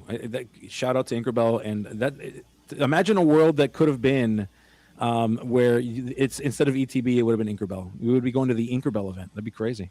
Yeah, Inkerbell CCQ, baby. Inkerbell CCQ. I wouldn't mind. That'd be pretty cool. It'd be kind of sick. I mean, imagine a world where SLTC beat us in the finals, right? Like they got to the finals twice. We're double champs. It sounds cool and all, but they were game threes both times, from my understanding. So game three both times, they were very close to dethroning us. So a lot of staying power with that team. Honestly, yeah. I mean, there's a lot of good work being done in that group. I know we use the term team. I want to say they're more of a community. It's kind of similar like the Loungers, where the Loungers are more of a community than like a quote unquote team. And it's just a group of people working together to just ensure that they're all sharpening their skills. So I love that. I love seeing these different dynamics when it comes to these teams. You got like the Discord groups, the communities. It's just really cool stuff. And I don't want to skip by this, but we just saw red blue. Where are we, man? Yeah, what are we? Do these players know that this is not Infinity? Have they been told? Yeah, they're practicing. They're practicing for next set. Yeah. Yeah. So, yes, as we see just the Giga ramp over here on Inkerbell's side, getting that Tipo down, taking advantage of the fact that Justin is a slower deck, doing the same kind of things. Both players just saying, cool, we're both doing the same thing. That's what we're doing here. That looked like an ink pass, so I don't think that's a feels good moment for Red Blue compared to a Cindy on turn 4. Yeah. Inkerbell definitely ahead of the ramping game, has got to be feeling good about this. The question becomes, can Justin catch up? Can Justin catch up? And we know this deck is known for playing cards like Clarabelle, so I'm sure there is a little bit of fear here, especially from Justin's side of how do I dump my hand, and if I can dump my hand, what can I do after this Clarabelle comes down? Yeah, as we see. Oh, Ooh, is it we steal? see- I'm so used to getting traumatized from Joseph Quigley on green blue that I just saw green cards for the first 3 turns. So this is a blue steel deck. So if they played a Clarabelle, I'm pretty sure it'd have a judge called. So ignore There me. you go. But we did hit the 2-4-6 ramp. We have the visions. This is we do see that the Inkerbell is just advancing on this. Justin with a Lilo on play here. We paid for that Lilo. That not what you want to do with that Lilo. You rather play that thing for free by playing a bunch of actions. So you have to imagine we're expecting to see things like the Robin Hood, the sharpshooting Robin Hood here. You're expecting to see a bunch of actions from Justin's side, but we just haven't got to it. Much of a slower start here. So hopefully we get to see more of Justin's deck. Me and this voice inside my head are still arguing whether this is a steel or green as a secondary color. It is green, folks. so I was not capping. No, yeah, I believe I saw, and I believe I saw a green card being inked before, and I was pretty confident. And when Luke was sure, I said, okay, well, cool. As we see Prince Philip, the warded Prince Philip, ward a very, very. There's a lot of questions as to whether ward is a mechanic that we should have in the game or not. Do you think ward can ever be fair, Habibi, or is it just not a fair mechanic ever? If they made all the answers to it not uninkable, then it could be perfectly fine. Fair enough. That's they give us Merida and then make it uninkable. They give us Grab Your Sword, then make it uninkable. It makes it quite difficult. Then we give us Trident's Decree and then make it uninkable. Yeah, it's tough. Ward is so good. I've had a chance to play some Infinity, and Ward is even stronger there. As we see another Lilo finding her way onto the table here, just trying to take advantage of what we can before we have to deal with things potentially like a malicious mean and scary combo, which Inkerbell has the ink on board to deploy that combo here. Not a very high value combo to do right now with just 2 Lilos, but any advantage you can get, sometimes it's worth it. I mean, notably, we're in a position now where even if this red-blue player does lose these 2 Lilos to a Prince Philip combo, Justin doesn't really care, right? Right. So yeah. I think we are ramping as Inkerbell, just trying to get a more opportunistic board wipe or even digging to find it. We saw that the Cinderella effect was used, and often when they're using the Cinderella effect, it means A, they're just trying to ramp, or B, if they don't use it, their hand's already perfect. So they did use it, so they might be digging. Yeah, and we see that Lilo coming in here, singing a song, singing Let It Go, in conjunction with the Maui Half Shark, which found its way onto this table. So these actions are going to net us some lore here, and we're going to go ahead and quest with the Lilo. Justin saying, hey, I'm going to present enough of a board to force you into using any potential combos. If you felt safer, if you didn't care about these Lilos, let's hope you care about this Half Shark. And there comes down the combo. Boy, we do care about this Half Shark. Yeah. Long gone she goes. Oh my goodness, yeah. I have to imagine that Inkerbell was sitting on that thing and probably waiting for a better board. I have to imagine that. 100%. There's often a big mistake that people do with every deck, whether it's Amber Steel and with their wheels or combo decks with when they choose to pop off with their combos of just sitting there and waiting and being patient for the right turn, the right opportunity. It hurts sometimes just pass turn and do nothing, but sometimes not using your ink is better than using your ink. And Justin has inked 3 Pirate's Life at this point, so that is a huge net loss for a deck that's playing Shark and obviously trying to use that. You know, I think about deck building. What's interesting about deck building is that you usually are putting together like the 16 cards that you want to like abuse the most. You have to imagine if I'm boiling down this red-blue deck, this Ruby Sapphire deck to its core elements, it's like, okay, the whole point of this deck is I play the Shark, I play the Pirate's Life. You start inking those tools away, it gets really tough. You're inking away your win conditions. As we see Inkerbell going up to a 9 right now with a second evasive 6/6 Prince Philip. Down on the table here, just going really, really fast. Justin has got to be feeling a ton of pressure right now as we play that Olaf. In a world with no B preps, this is a very, very different board state situation. Catching him from 2 Prince Philips, 1 with Ward, 2 big ones that quest for 3 per turn. It's not looking like a downhill race. Downhill race with 10 points of lore sitting on the table, looking at an Olaf. Inkerbell doing her very best aggro impression here with this control deck, just going super fast, dude. Yeah, this is lights out for now. But you have to believe that Justin does have a game. Ooh, we see some spice coming out. Dig a little deeper. Love to see it. If there is an answer in this deck, which for all I know there might be, I'm not one with the jank, as they say. But if there is an answer, really cool. But that's something where I'm personally in a position where if I can't get any more information from my opponent and I have one of these like spicy cards, I'll just concede to not show this card. So of course a choice by Justin to play that card. Maybe they're just trying to play out the game more, see more of Inkerbell's deck. But that's something to consider for all the watchers too. Is if you have something spicy in your deck, sometimes it makes sense to just concede in a position like this specifically, and not show it off. Yeah, so I think that's a really, really good lesson to learn. I think that oftentimes, especially in tournaments where the stakes are even higher, there's a lot of wasting time. There's a counter argument to be made about you're also getting information from your opponent. But I think when you've got something like this, dig a little deeper, I think you're right, because how much more information am I really getting from them for giving up the fact that I'm doing this? And that's a bit of the kind of like the tournament play. There's like the game that's played on the table, and then there's the game that's played within the tournament that happens. I think that's a big part of that. Yeah, it actually happened to me in Brazil. I played a Beyond, or I hesitated and didn't play a Beyond the Horizon when I already won a match against a Blurple player in the earlier rounds, and I just decided to not play a card, pass turn, just won the game anyways, that I needed to win. And then game 2, I caught him on turn 3 with the Beyond the Horizon, and because I threw him off with that, he had no idea. It actually had more of an impact than maybe if he saw it the turn before or game before. It's like you surprised him twice. That's it. Anytime. It's especially with somebody who might be known for a deck. Like if you're playing against somebody who's got a bit of a reputation in the community, you got to be able to get the advantages where you can. I totally respect that, and I love that you did that. Good job. And as we see, Inkerbell closing this thing up so nicely, just buttoning this thing up really cleanly. Now Justin's going to get a chance to be on the play here. The question becomes: do we not have a 4-drop, or or do we get the perfect curve here? That's going to be uncovered as this game continues. Who do you believe is favored in this matchup, Gabe? That's a great question. I mean, that's a tough one. I would have to say it is probably Inkerbell, and I would say because of the Prince Phillips, I feel like you have access to things like the board wipes a little bit sooner. I feel, and I'd love to hear your opinion. You play at a much higher level than I do. I'll say, I feel like it's got to be Inkerbell in this case because of the board wipes coming in so early. Yeah, I think the big part of it is the Prince Philip combo itself. Inkerbell can essentially control the pace of the game.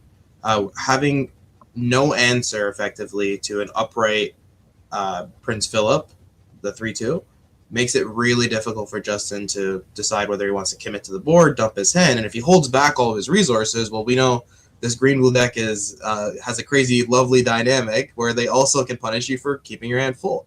Yeah. So he's kind of forced into the situation where he wants to dump his hand, but if he dumps his hand, he walks into the Prince Philip. But if he keeps his hand full and he waits for the Prince Philip combo and doesn't give him the opportunity, then you can potentially get Clarabelled, and you're welcomed to Oblivion. So I definitely think I would say Inkerbell is a favorite. I had a teammate of mine, Riley, that loved to play this deck in core actually this season as well. We never let him play in an ICL. We refused to let it happen. He tried. We kept saying no.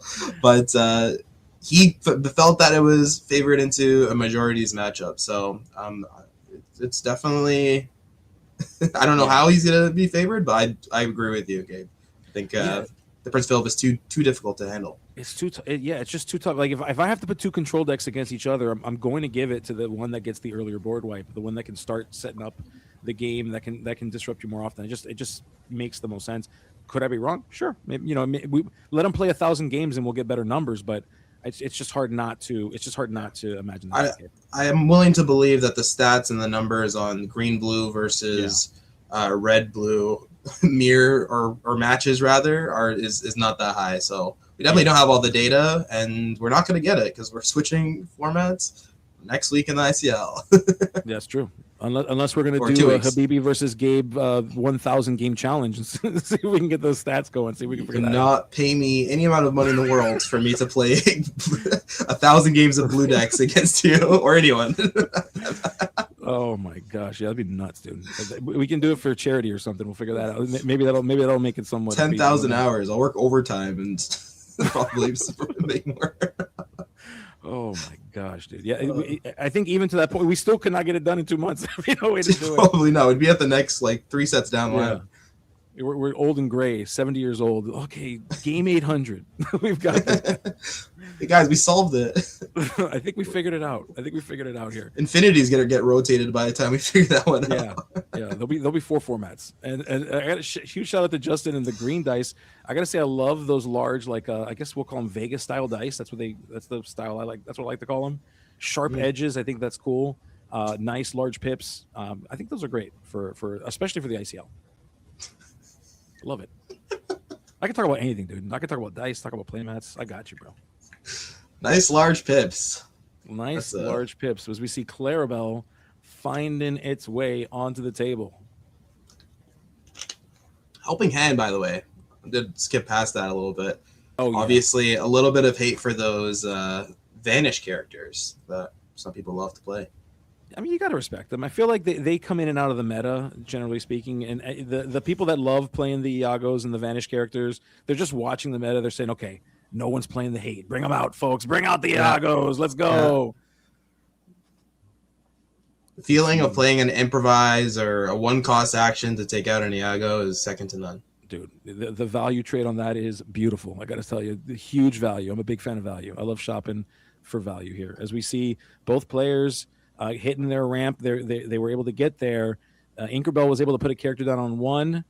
Justin, thankfully, able to play a character on 4. It is that sharpshooting Robin Hood, which every time that thing quests will potentially net Justin a ton of value. You're going to see some actions come off the top. If we can play a number of actions equal to 3 or more, Lilo is free to play, and that can be a lot of value. It's time to go gambling, Gabe. It's time to go gambling. We don't do that on the ICL, but we can certainly do it after the camera shut off. I'll tell you what right now. Only with Robin Hood Sharpshooter. Exactly. We see vision of the future, folks. We're going to look at the top 5. Speaking of taking a roulette here, we're going to look at 5 cards and see if any of them are going to be worth it. Inkerbell says, yeah, we like this one. That was kind of a slam on the hand. They were saying like, okay, this was pretty good. The question becomes, what else do we have? What was Justin doing there? Why did he like show off his hands? Because the camera was getting out of focus, and I think it's like a trick to try to force the camera back into focus. I was like, maybe there's like a pedicure. We're just showing off a little bit, nails, flexing. You know? Showing the nails, dude. Inkerbell is kind of stunning with those nails, so I can understand trying to fight back. Ooh. I gotta say, I love it when the players have like their nails done on camera. I think it's awesome. I think it's so cool. I'm like, oh, that's so cool. It's like showmanship. I think everybody should get their nails done before they play. I could definitely use that kind of technique. I'll tell you what. There you go. We see get in the mind of my opponent. Oh my goodness. So did I not hit? Was you choosing not to use it? I missed that. I there should be an option here. I didn't see what we chose. So there's a Pirate's Light Visions, another Uninkable. Yeah, I missed it. Look, we're gonna go ahead and play a vision though. Okay. Or is that? It was sorry. That might be. It's develop. I apologize. It's develop your brain. Yeah, the shine on that is a little weird. It's a develop your brain. Okay. All right. So that is, I believe, 2 actions played. If we get 1 more action, we have the ability to play free Lilos. Let's see if we nail it. We're turning 4 sideways. We're playing another sharpshooter. Okay, so 2 sharpshooters. Yeah. So we're going to start stringing together these actions every single turn. Inkerbell with no characters on board right now that Clarabelle was dealt with. We see John Silver, though, going to slow this down, not let Robin Hood quest, which is necessary to start digging into the action. So John Silver, pretty big here. I like to see that. And Robin Hood did actually cast an action to take out the Clarabelle. That makes a lot more sense. All right. Yeah, I'm just trying to figure out which one. I just couldn't see which one it was. It's the Uninkable one. I think it's Grab Your Bow, if I were to take a wild guess. Okay, yeah, that makes sense. That does make sense. Yep, you're right. That makes perfect. Yep, it is there. Thank you, Luke, for putting that on screen. It is, in fact, Grab Your Bow. Banish up to 2 damage, two chosen characters with 2 strength or less. Oh, goodness gracious. What do we hit? Let's see. We see a Lilo. We see a Robin Hood. Do we find something? We do find A develop. So it is going to be the develop here. So that's action A number weak 1. sauce hit, man. Come on. That's like Yeah. getting a 6 against a dealer's ace. Look, you draw a card, right? Like you get a card. You get the best of these 2 cards. It's not the worst thing you can hit. But there is, dude. You've played Ariel in its prime. You can whiff completely. Actually, right? So I need you to be. You especially need to be a little more grateful, dude. You are right. You are right. Okay. Of all people, you should know the feeling of whiffing on 4 cards, dude. I'm very familiar. Very familiar. I didn't learn my lesson. I switched to Nani with 90-something%. It still misses. You don't play We're grateful. You don't play Infinity for a few months. All of a sudden, you forgot all about whiffing on cards. Dude. Crazy, nuts. It's true. This is true. And Robin Hood does have Reckless, but he still can sing. So yes, maybe we got another song in here. That is going to be a question. We're doing a count, my friends, and I believe if we're counting, it's because we have a card called Olaf in our hands that Big cares Olaf. about the number of actions in our discard pile. And in fact, we do. That is free Olaf. Yeah, that is a good card here. I believe if you can throw it up on screen for us, I know you lose lore. I don't know if it's when it's played. I believe it's when it's played. Yes. So that is pretty good here. That's like a pirate's life on a body, kind of, except for that you don't get to. But hey, this thing's also a 4/4, pretty powerful. It quests. It's a character. We love to see it. 4/4 quest for 2, takes away lore from your worst matchup, which is dogs. Not a bad card at all. And see a Basil coming down. Okay. All right. I mean, listen, you got to start getting some control of the board. That's one way to do it. Sending characters back to hand here. We know that if we don't deal with that Basil, it can start to rip into our hand every time that thing starts to quest. We're going to lose a random card. So Justin's going to have to answer this thing, or it's going to be really, really sticky. We see a vision, we see a develop, and we see I can't tell what card that is. That one on the front.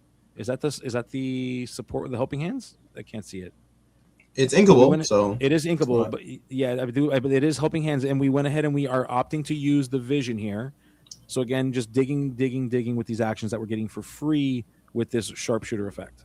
Now, is this a Basil or a Basil? That's a real question. I want to say it's Basil. I believe because they are from Europe, it is Basil. Basil is what you put on your salad, dude. You know, or your spaghetti. Or spaghetti. Basil on spaghetti is pretty sick. I also love it on some pizza. Big fan. Hey, I mean, Ratatouille definitely made some spaghetti too, and he's technically European. That's true. Yep. Yeah. Is a mouse as well. It's a I see distract on screen. It might have been a distract. It is a distract. -2. Draw a card. You got some horseman strikes in here. Not horseman strikes. What is that? 5 cost uninkable card called? Oh my goodness. The horse. Oh my goodness. You got me on the spot. Headless horseman. There you go. Yeah, there you go. It is a man. It is a man on a horse, and he has no head. He is the headless horseman. Indeed.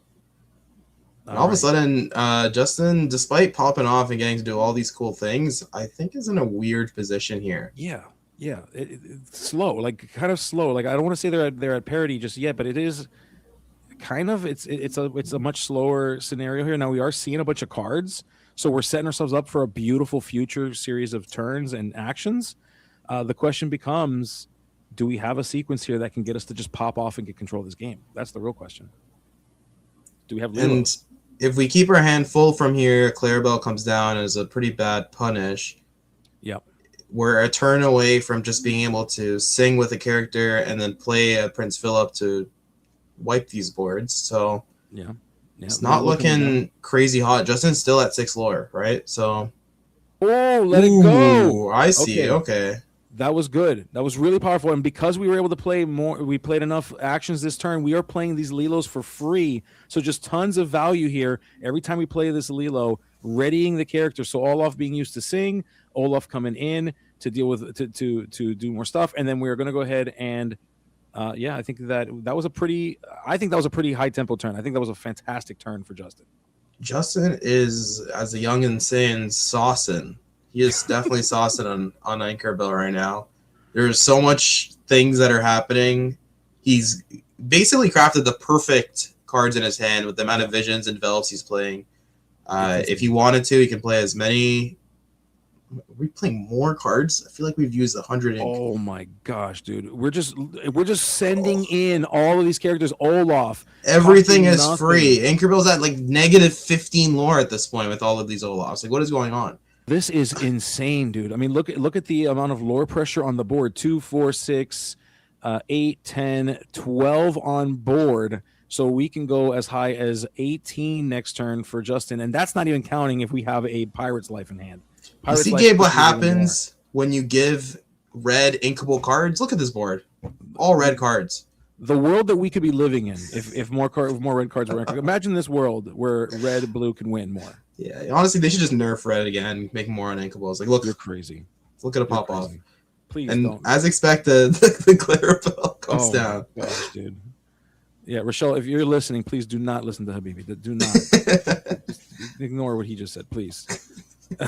We're gonna go ahead and send a shark in and just say, hey, you know what? Cool story, bro. Good on you with that. Let's see what I find with this Robin Hood effect here. I think this might be checkmate. I'm Whoa! Pirate's Life. That's it. That's game. There it is. That is the game. That was crazy. Is this the dagger? Jeez. Now we got to talk about showmanship here. Justin did it wrong. The correct sequencing, okay, for the camera is you quest with everything first, and then you save the Robin Hood for last, and then you see. We got to teach these folks showmanship, dude. This is crazy. Is there a chance you potentially risk losing the game because you want to sing another song? Yeah, but like. Come on. Worth, dude.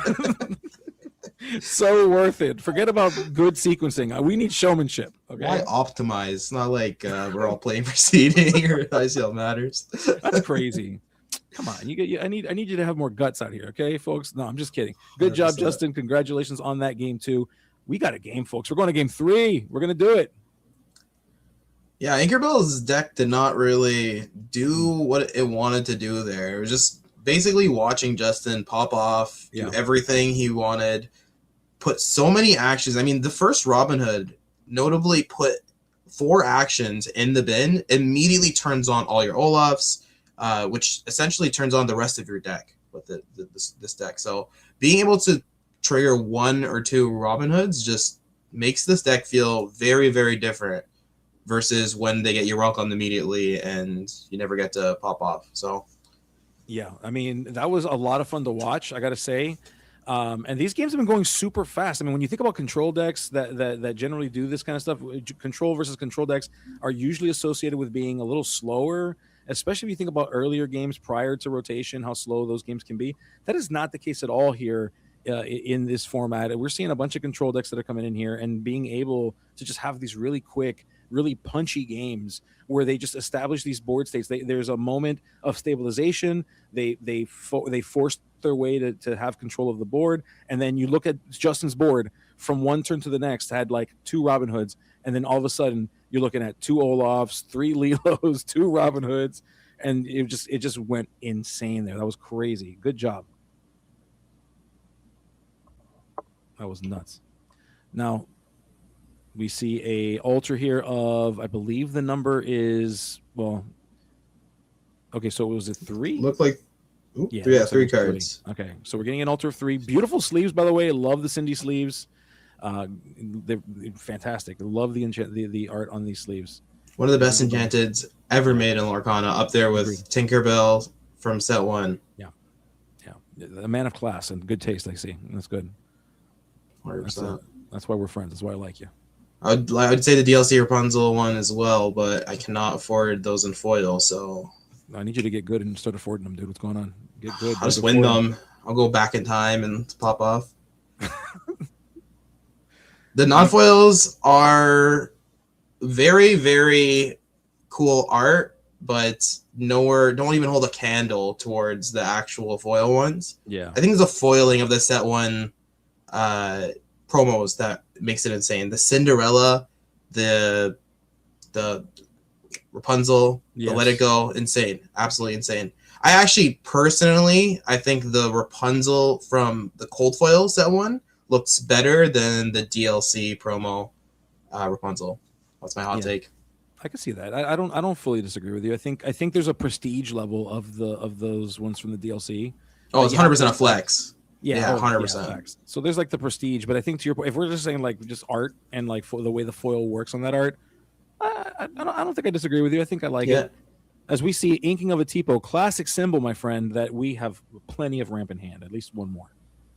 I think I'm all for max rarity decks of what you achieved. If you're playing 4 Rapunzels and you never want to set champs, like the foil promo ones, like come on, let's settle down. Like what are we doing here? But like come on, bro. But you can definitely max rarity and go up to the highest rarity that you can achieve by purchasing. That's my perception on it. Like I'll play my 1 Cinderella Stout-Hearted. I'll play my 2 Let It Goes, but I'm not playing a Golden Mickey in my deck if I have to go buy it from DKP, man. One of his 15. Yeah. You know what they need to do? They need to make it like on the play hub that like they can see what your highest like pricing was, and then when you get deck checked, like Googly Glimmers is like, nah, dude, you can't do this. What are you doing? You like, humble yourself, bro. What are you doing here? Yeah, bro? you're DQ'd, dude. You've never won one of these. It's not even a judge call; it's just a shame call. Like we just shame you on the spot. It's like, bro, come on, just no, get out of here. Yeah. We don't. You are legally allowed to play, but you should be ashamed of yourself. Go back. Man, I feel bad. I look at the guy and I'm like, "You've never won a game, bro. I concede, bro. You can have this one." That's crazy. So crazy. I mean, promos are really cool, and you should definitely all go buy them. Yeah, for your collections. 100%. For your collections. Playing with promos is insane unless you've won them and earned them. But cards are meant to be played, so do whatever you want. Don't have to listen to BB. Yeah.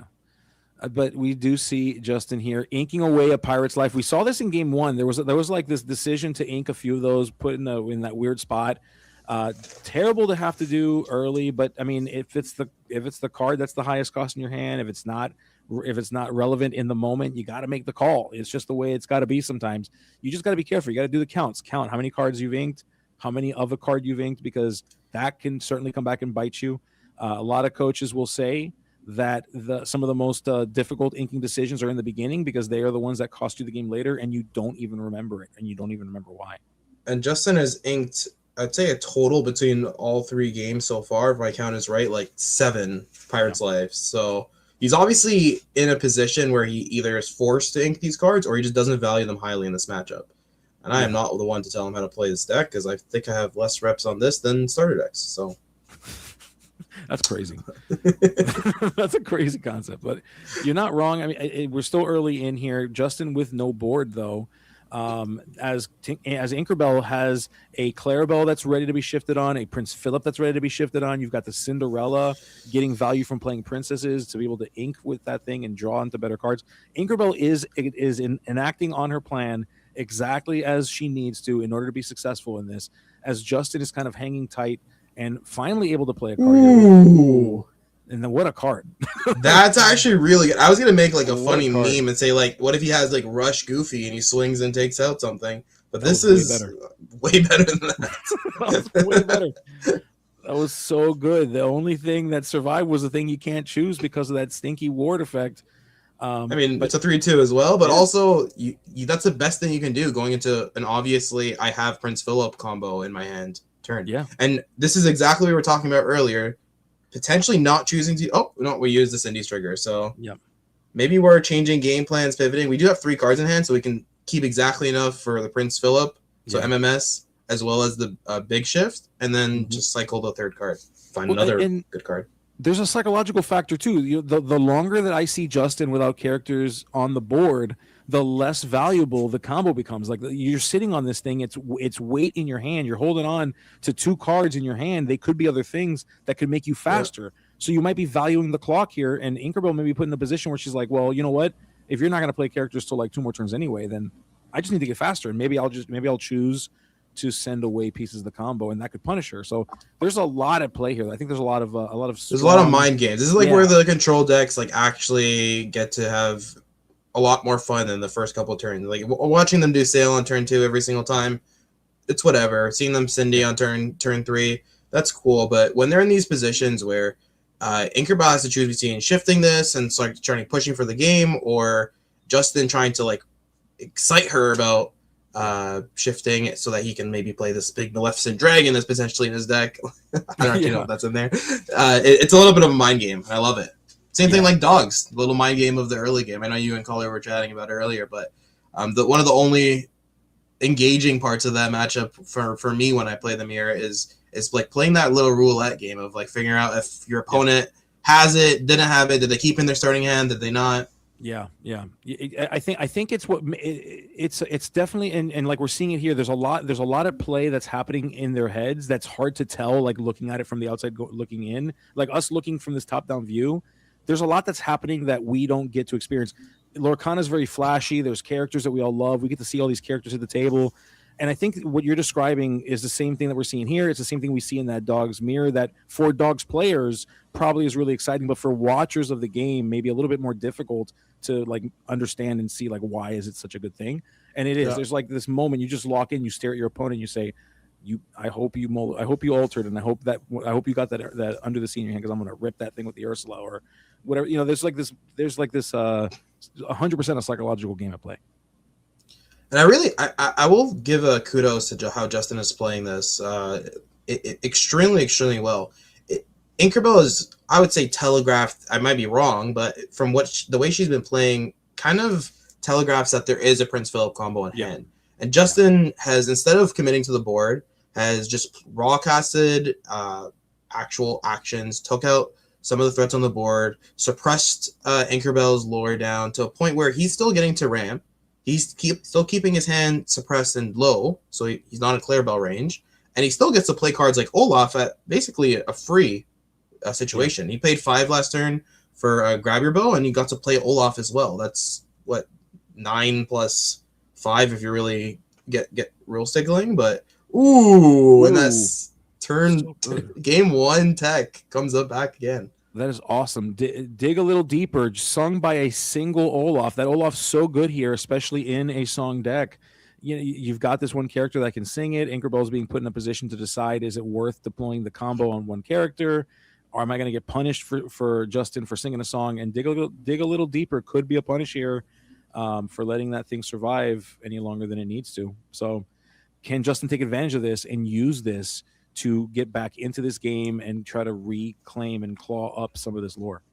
And even bouncing this Olaf is not even a great feeling. You just get to play it again for free and end up losing more lore. Like, there's not an alternative option here besides board wiping or filling up the hand with a Clarabelle. But with the 3 cards in hand likely being a Prince Philip MMS, as crazy as it is, it looks like Justin's looking favored in this position.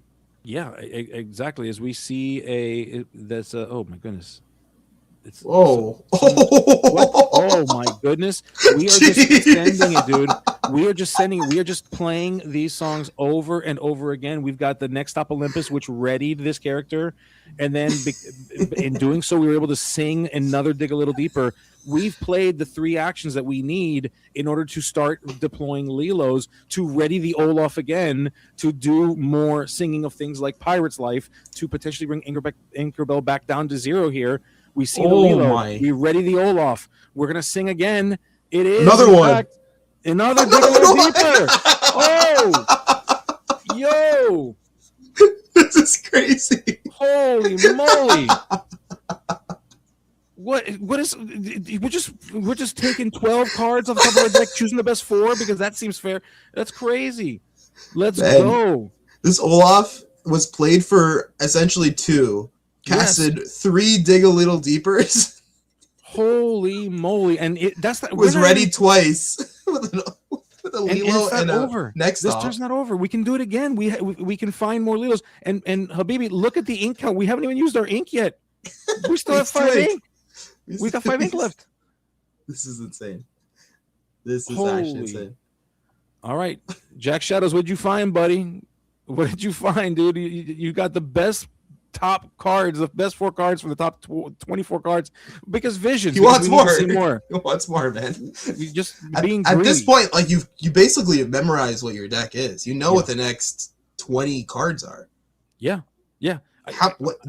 Dig, Vision. This is crazy. This is a deck that can reliably find the bottom of its deck again in the course of a game. And you can see through the shadows. Yes. You see the Jack Shadows. Thank you. I love what you did there. I know. Thank you. So thank good. You. But you can see through the shadows that he actually is sorting these cards. So and all. Olaf, Dude, it's not again. done. It's not done. Yeah, Jack Shadows don't play around, dude. He's gonna keep doing it. Oh, but it we is. are It is done, we are over. done. Okay, it's done. We're done. We're done, folks. It's over. It's over. Okay. That's it. That was crazy. Yeah, that was crazy, dude. Holy moly, that was good. As we see, yeah. I was like, that's cute. That's cute. Okay, we're gonna go ahead and just get rid of all that stuff, dude. Good for you. Okay, you ever seen a martial arts movie? The martial artist is like doing the moves, and then Indiana Jones says, "Bam!"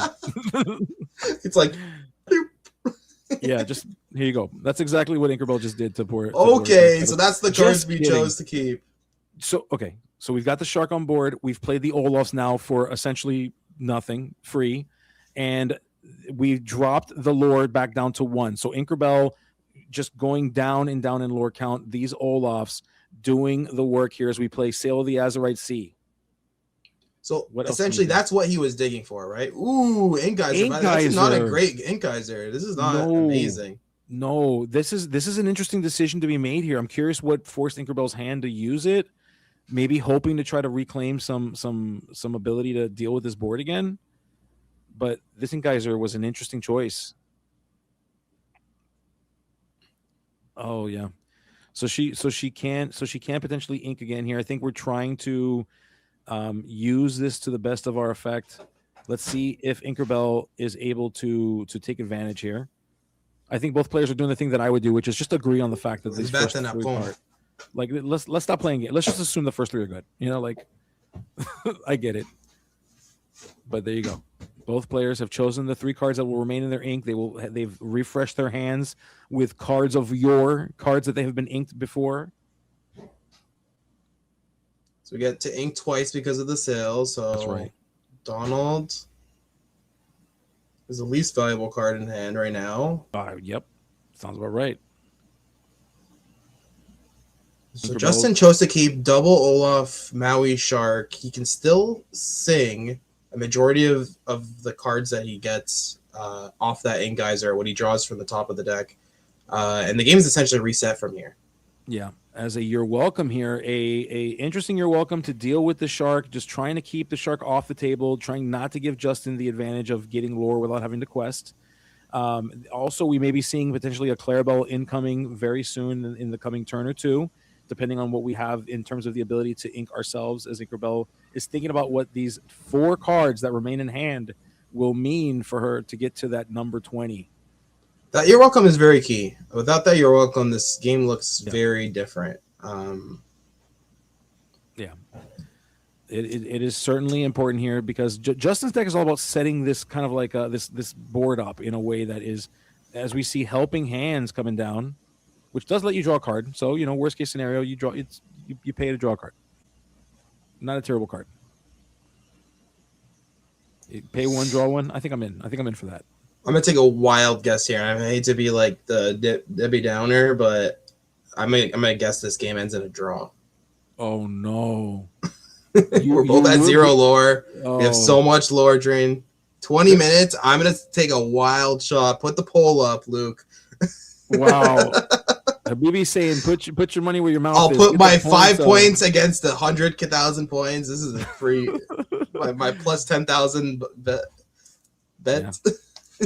and Justin here setting himself up too, saying, "Hey, well, I've got some TPOs. You know, you're trying to get ahead of me on ink. You tried to Ink Geyser me and put me in a bad spot. I'm going to try to reclaim some of this ink account back, so that way I can be as strong as I have been." Second to bad. We do see a quest here from Justin, so choosing to jump all the way up to 4 with these 2 questers. The question does become for Justin: is there anything else? The answer is no. We're going to pass over to Inkerbell now. So this is essentially what you want to be doing post Geyser, right? Oof. Ooh, another you're welcome. Another you're welcome. We're setting up for a Clarabelle for sure. Yeah, we are. We are certainly doing that. We're saying, hey, you know what? You draw some cards. I'm going to play more cards. Here's a Cinderella, folks. So Cinderella finding her way back in order to continue to amass the advantage on the ink here. Inkerbell passing, doing the effect, of course, and trying to get there. We are looking at a turn where Clarabelle is incoming with Justin with a few cards in hand. Is Justin's card single sleeve or double sleeve? Because that makes a very big difference. Because as cool as it was earlier to be playing all of these Robin Hoods and I guess these Dig a Little Deepers, what that does a very good job at also is dumping your your deck into your discard. So imagine it's not a draw. It's not a win, but it's a win through a mill. Oh, dude, yeah. Green blue mill. First time ever tempo mill control. Tinkerbell is gonna pop off here. Tempo mill control is wild, dude. I'm sure that's exactly what. And aggro game 1. Aggro tempo mill control. Tinkerbell from Ignites. We'd love to see it. We'd love to see it. Justin here saying, hey, I got a quest because if you got another combo, you're going to just take these things. With 3 cards in hand, Justin did the best that he could to minimize. So Inkerbell going to go ahead and play a Develop Your Brain and try to find the best card from these 2. And that was a snap grab. Like that was, she knew exactly what she needed from that. As we see John Silver. Okay. Man, my toxic trait here is I would not end the game and I would go for the mill here. It's the last game. You would. 100% I would do it. Dude, you're such a high roller. It's crazy. You're like, let's go. I will choose not to quest. Pass to you. And I will still win, sir. Is that toxic? Yeah, we're gonna go with but I've been toxic to you all night, so I can't judge. So yeah, you're like my toxic ex, honestly, Gabe. Listen, buddy, it's because I love you. Okay, I do this because I love you. Literally, what a toxic ex would say. Oh my goodness! I will never beat the allegations now. Thank you. I appreciate that. We see the half shark finding its way onto the table. We've got the Robin Hood getting exerted here, getting crazy, getting wild as Justin going to go ahead and challenge into the Prince Philip here. Honestly, the play might have been to not give it Reckless so that he quests it, uses the ability, and then mills more cards into this card. Yeah. So you know what? I go ahead and quest. Yeah, do it. Do the thing. Come on, Inkerbell. Come on. Yeah, see it, Inkerbell. See the line. See the line. See the bad line. That's totally not good. Let's send. See the one line where he potentially loses game. Go, please. Oh my goodness! Yes, Inkerbell, thankfully not listening to Habibi or me and saying, "Hey, let's quest instead. Let's actually like win the game the normal way. How about that?" Yeah, like something's actually on the line. We see that Olaf for free here. We love to see it. Okay. Oh my gosh, this is crazy. Go to 10, go back to 8. Earlier was go to 6, go down to 2. Just so many backward steps. Inkerbell must be at like 30 lore this game if we didn't have all these negatives. 100%. Inkerbell doing the math, saying, okay, Maui Shark can swing in, grab the Dig a Little Deeper, play it, and then he can mill himself. Yes, Justin, see the line, buddy. See the line, Justin. We need you to see the line. Oh my goodness. This is still real. If there's no answers to Maui Shark, like Justin can actually come back from this. Isn't that crazy? Isn't that nuts, dude? This is such a crazy game right now. Inkerbell thinking through what is the play here. You know, like that shark, I will say that they're speaking of psychological warfare, that shark sitting on the board creates this. I could have 10 characters on board, but I don't want you to get I don't want you to get that action. And so suddenly questing any character feels bad. And Inkerbell fell for it. Inkerbell has been psyched into it, not questing into the face of Justin because we're scared of that shark. No As we play way. Pirate's Life. Going down to 6 for Inkerbell. Oh my goodness, can Justin actually do this? Dude, that's huge. That was insanely huge. Yes, that was big. That was big. Holy smokes. Even if the quest on the Basil would discard a card, would leave Maui Shark. What? We're going to go ahead and we're going to sing a Let It Go with the half shark. I'm going to slow down the clock. Inkerbell's clock. So there's no answer to the shark now. And we didn't have it last turn, otherwise we would have used it, right? So Right. And so, yeah. And so Inkerbell now in a very, very weird spot here as Justin is going to try to claim as much advantage as he can. We do see this Olaf getting ready to get with it. I would keep that upright. That's like your opportunity to sing, to combo off. It's too free of a trade, but he might quest it to bait out an attack or a quest so this Maui Shark can pop off. So it's a little bit of a weird dynamic because your Inkwell isn't that full. You have 6 ink. Yeah, exactly. That's very true. But we do Another Pirate's Life. Another Pirate's Life.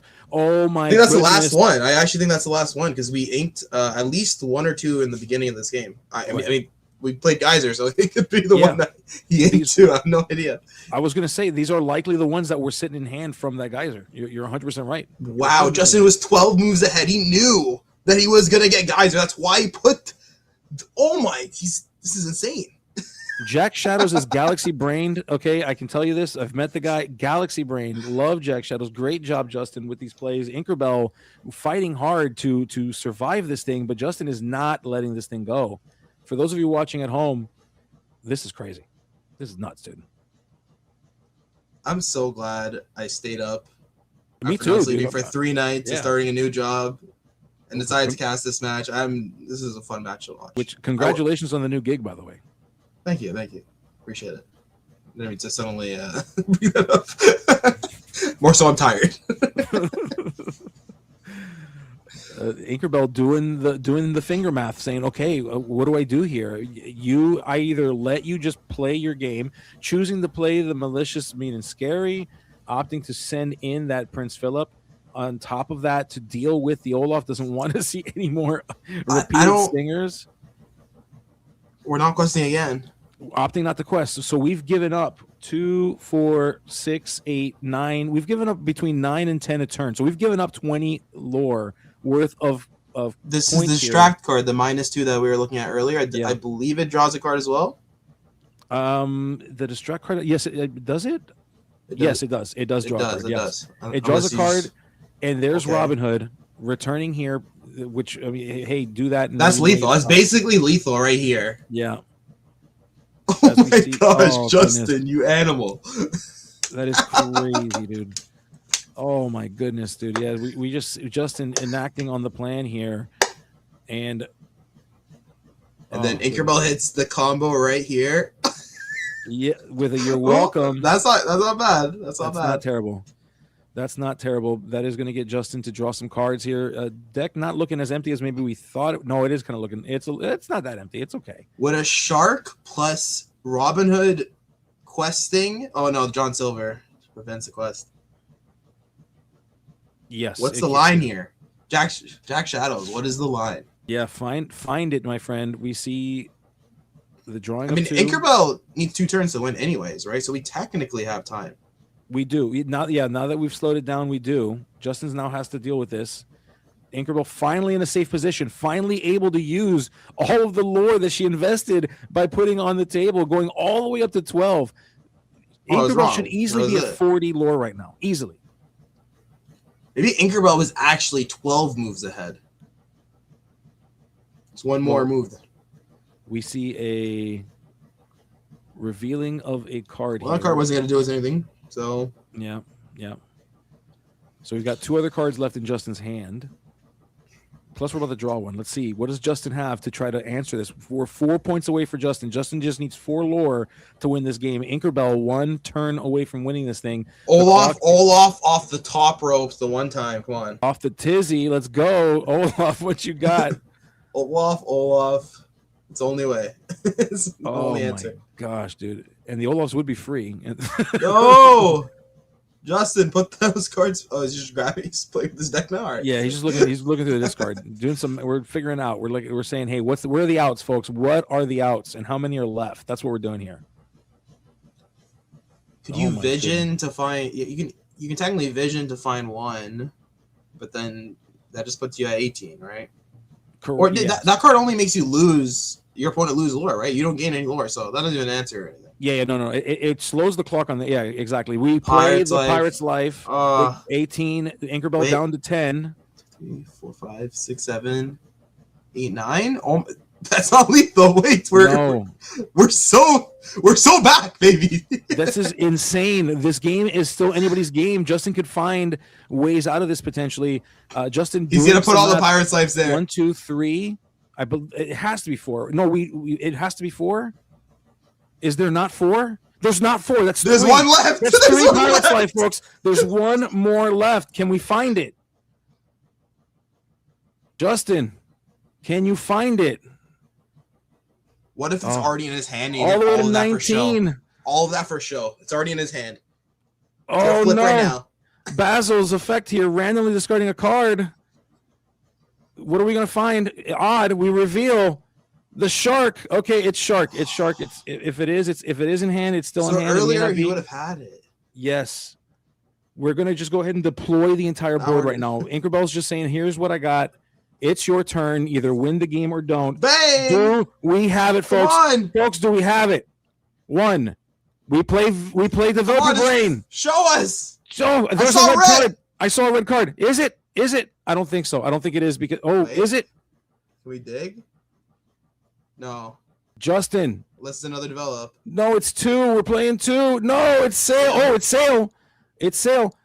Oh no, it's not. It's not. We didn't find it, folks. We did not find it. Flip the next card, Justin. Flip the next card. Yeah, tell Justin to flip the next card, Luke. Tell Justin. No. Tell Justin to flip the next card. No. Don't shuffle. Don't shuffle. Oh, please don't shuffle. He definitely would have flipped it if he saw it. That's definitely what you do. When you pull out the deck, you just check how far was I.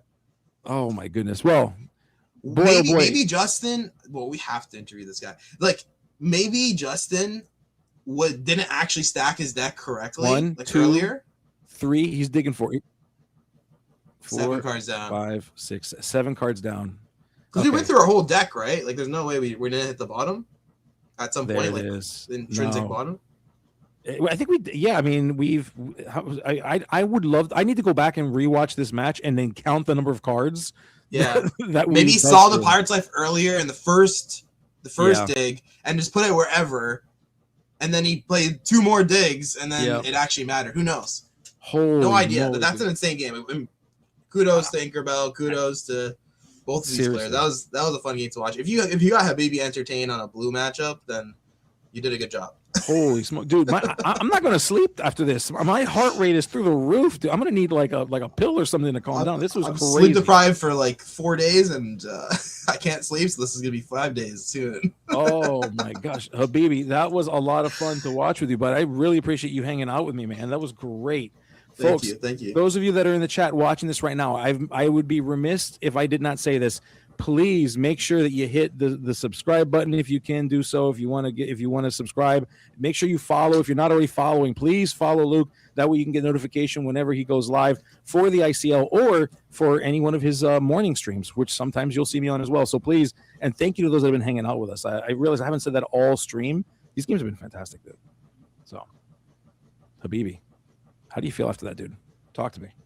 My heart rate's higher than when I started. Very, very happy. Also, super impressed. Yeah. Your casting, I will publicly glaze you. Thank you. Before Luke kicks me out. Casting has improved massively.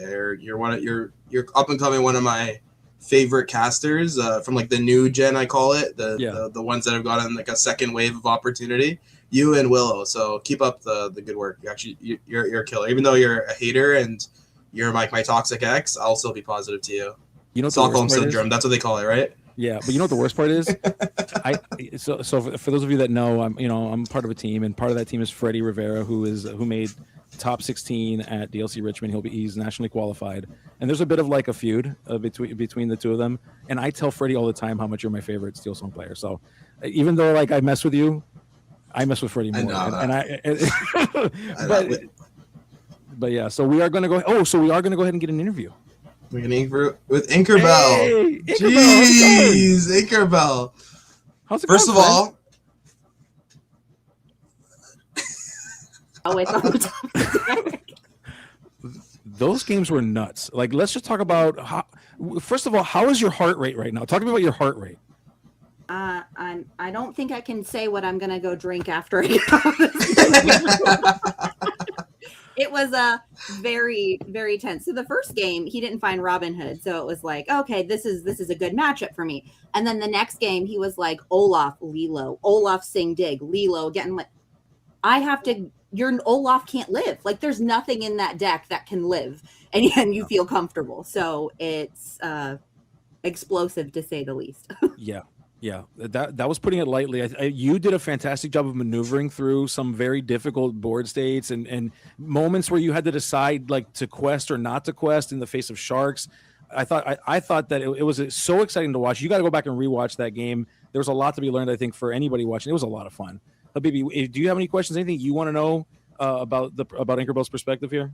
Yeah, the turn where you held back when he had a Shark and an Olaf in play, were you just trying to build up to 20 lore? What was the thought process between like putting a finger away from the questing button or card? My hand was double under the seat, so I had nothing to respond with if he started, getting back Next Stop Olympus, because he had 2 Next Stop Olympus in the discard.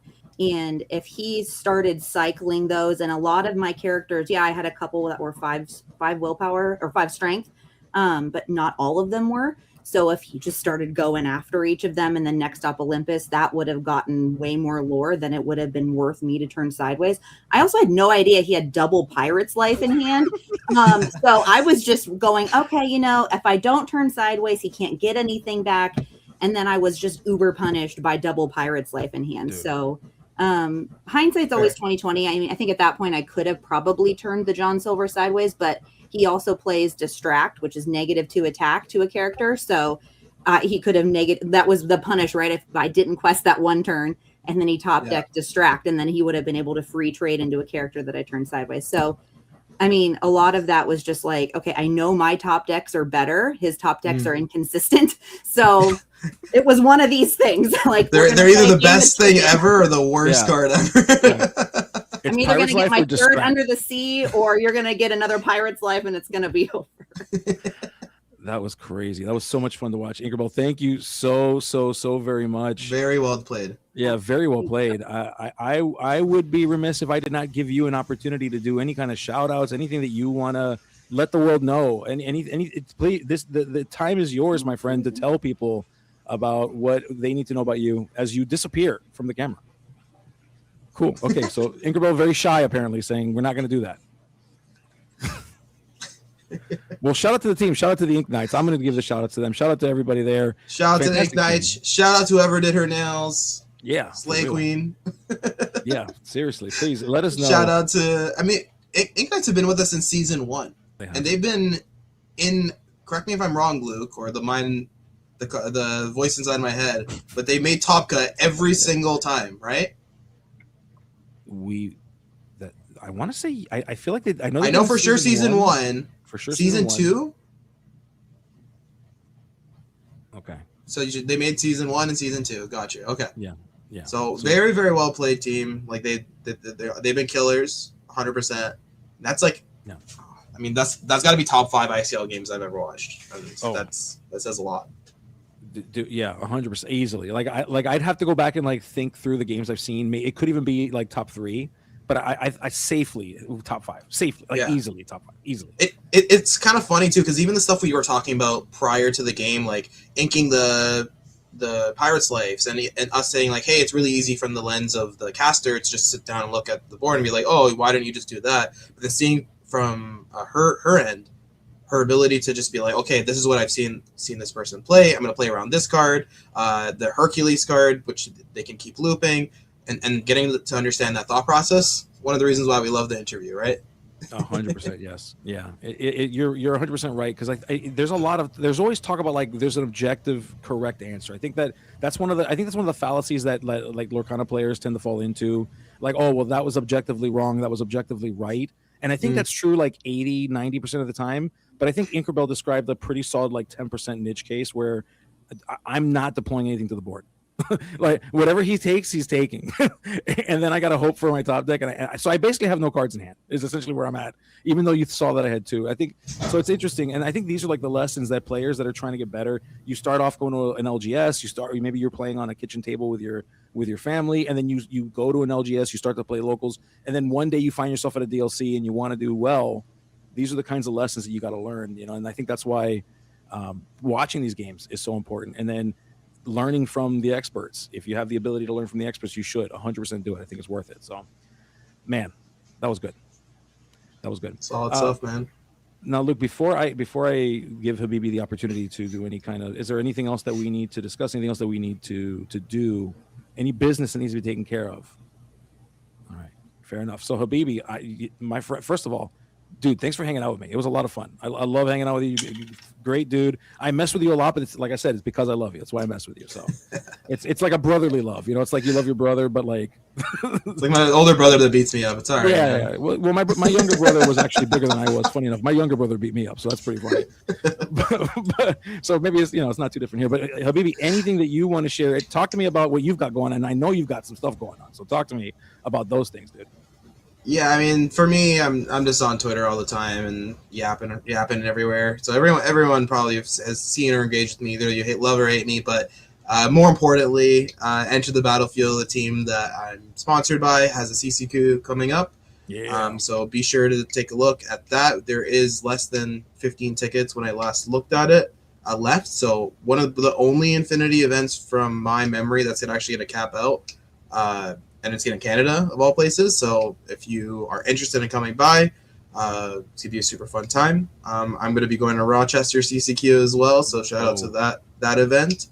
And yeah, everyone get testing for Infinity. We got the ICL not finals, Top Cut coming up. So yeah. I'm excited for that. Hopefully we can three-peat. As long as Luke keeps voting for us to win, then we're gonna continue. Sorry, for us to lose. Voting for us to lose, please. No, what have I done? No, as long as he keeps voting for us to lose, then we're gonna keep winning. And yeah, I mean, shout out to my wonderful team, and of course, Gabe, Freddie, the best steel song player to ever do it. Earlmeister, all my homies, Sky, all our Braden. All the steel song goats. Gotta say, for real. It's like a Mount Rushmore of steel song players. You just getting bigger. We got to get a bigger rock to put all the faces on. It's getting crazy. Honestly, I mean, mine just takes up like so much room. So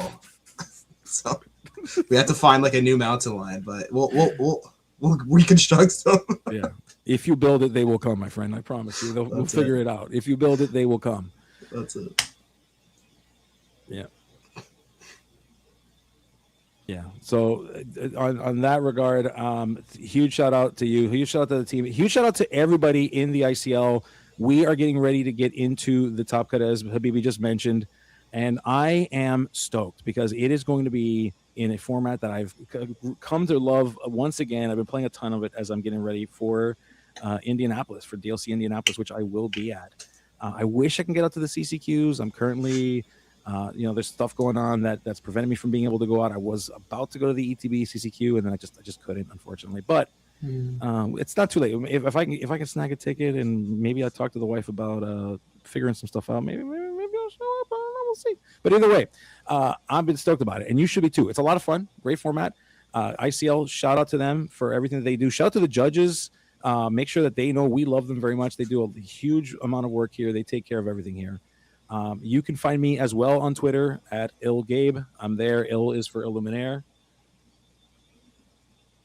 Shout out to the backup camera crew as well. A number of these games that are being uploaded are going to be shared as well. So I want to make sure that they know. But there's a lot. People don't realize, or maybe they do. There's a lot of shout outs to people in the background, but there's even more people than you would realize that are helping us in the background. We've got backup camera people. We've got the judges. We've got the friends and family of the teams and everyone here in support. This is a big community. That includes every single one of you hanging out with us in chat too. So thank you all. We love you. And with that said, we are going to go ahead and we're going to raid someone, friends. So make sure you send all of the ICL love that way. Let them know why this is the greatest gaming community of all time, folks, as we raid Lorcana Spins.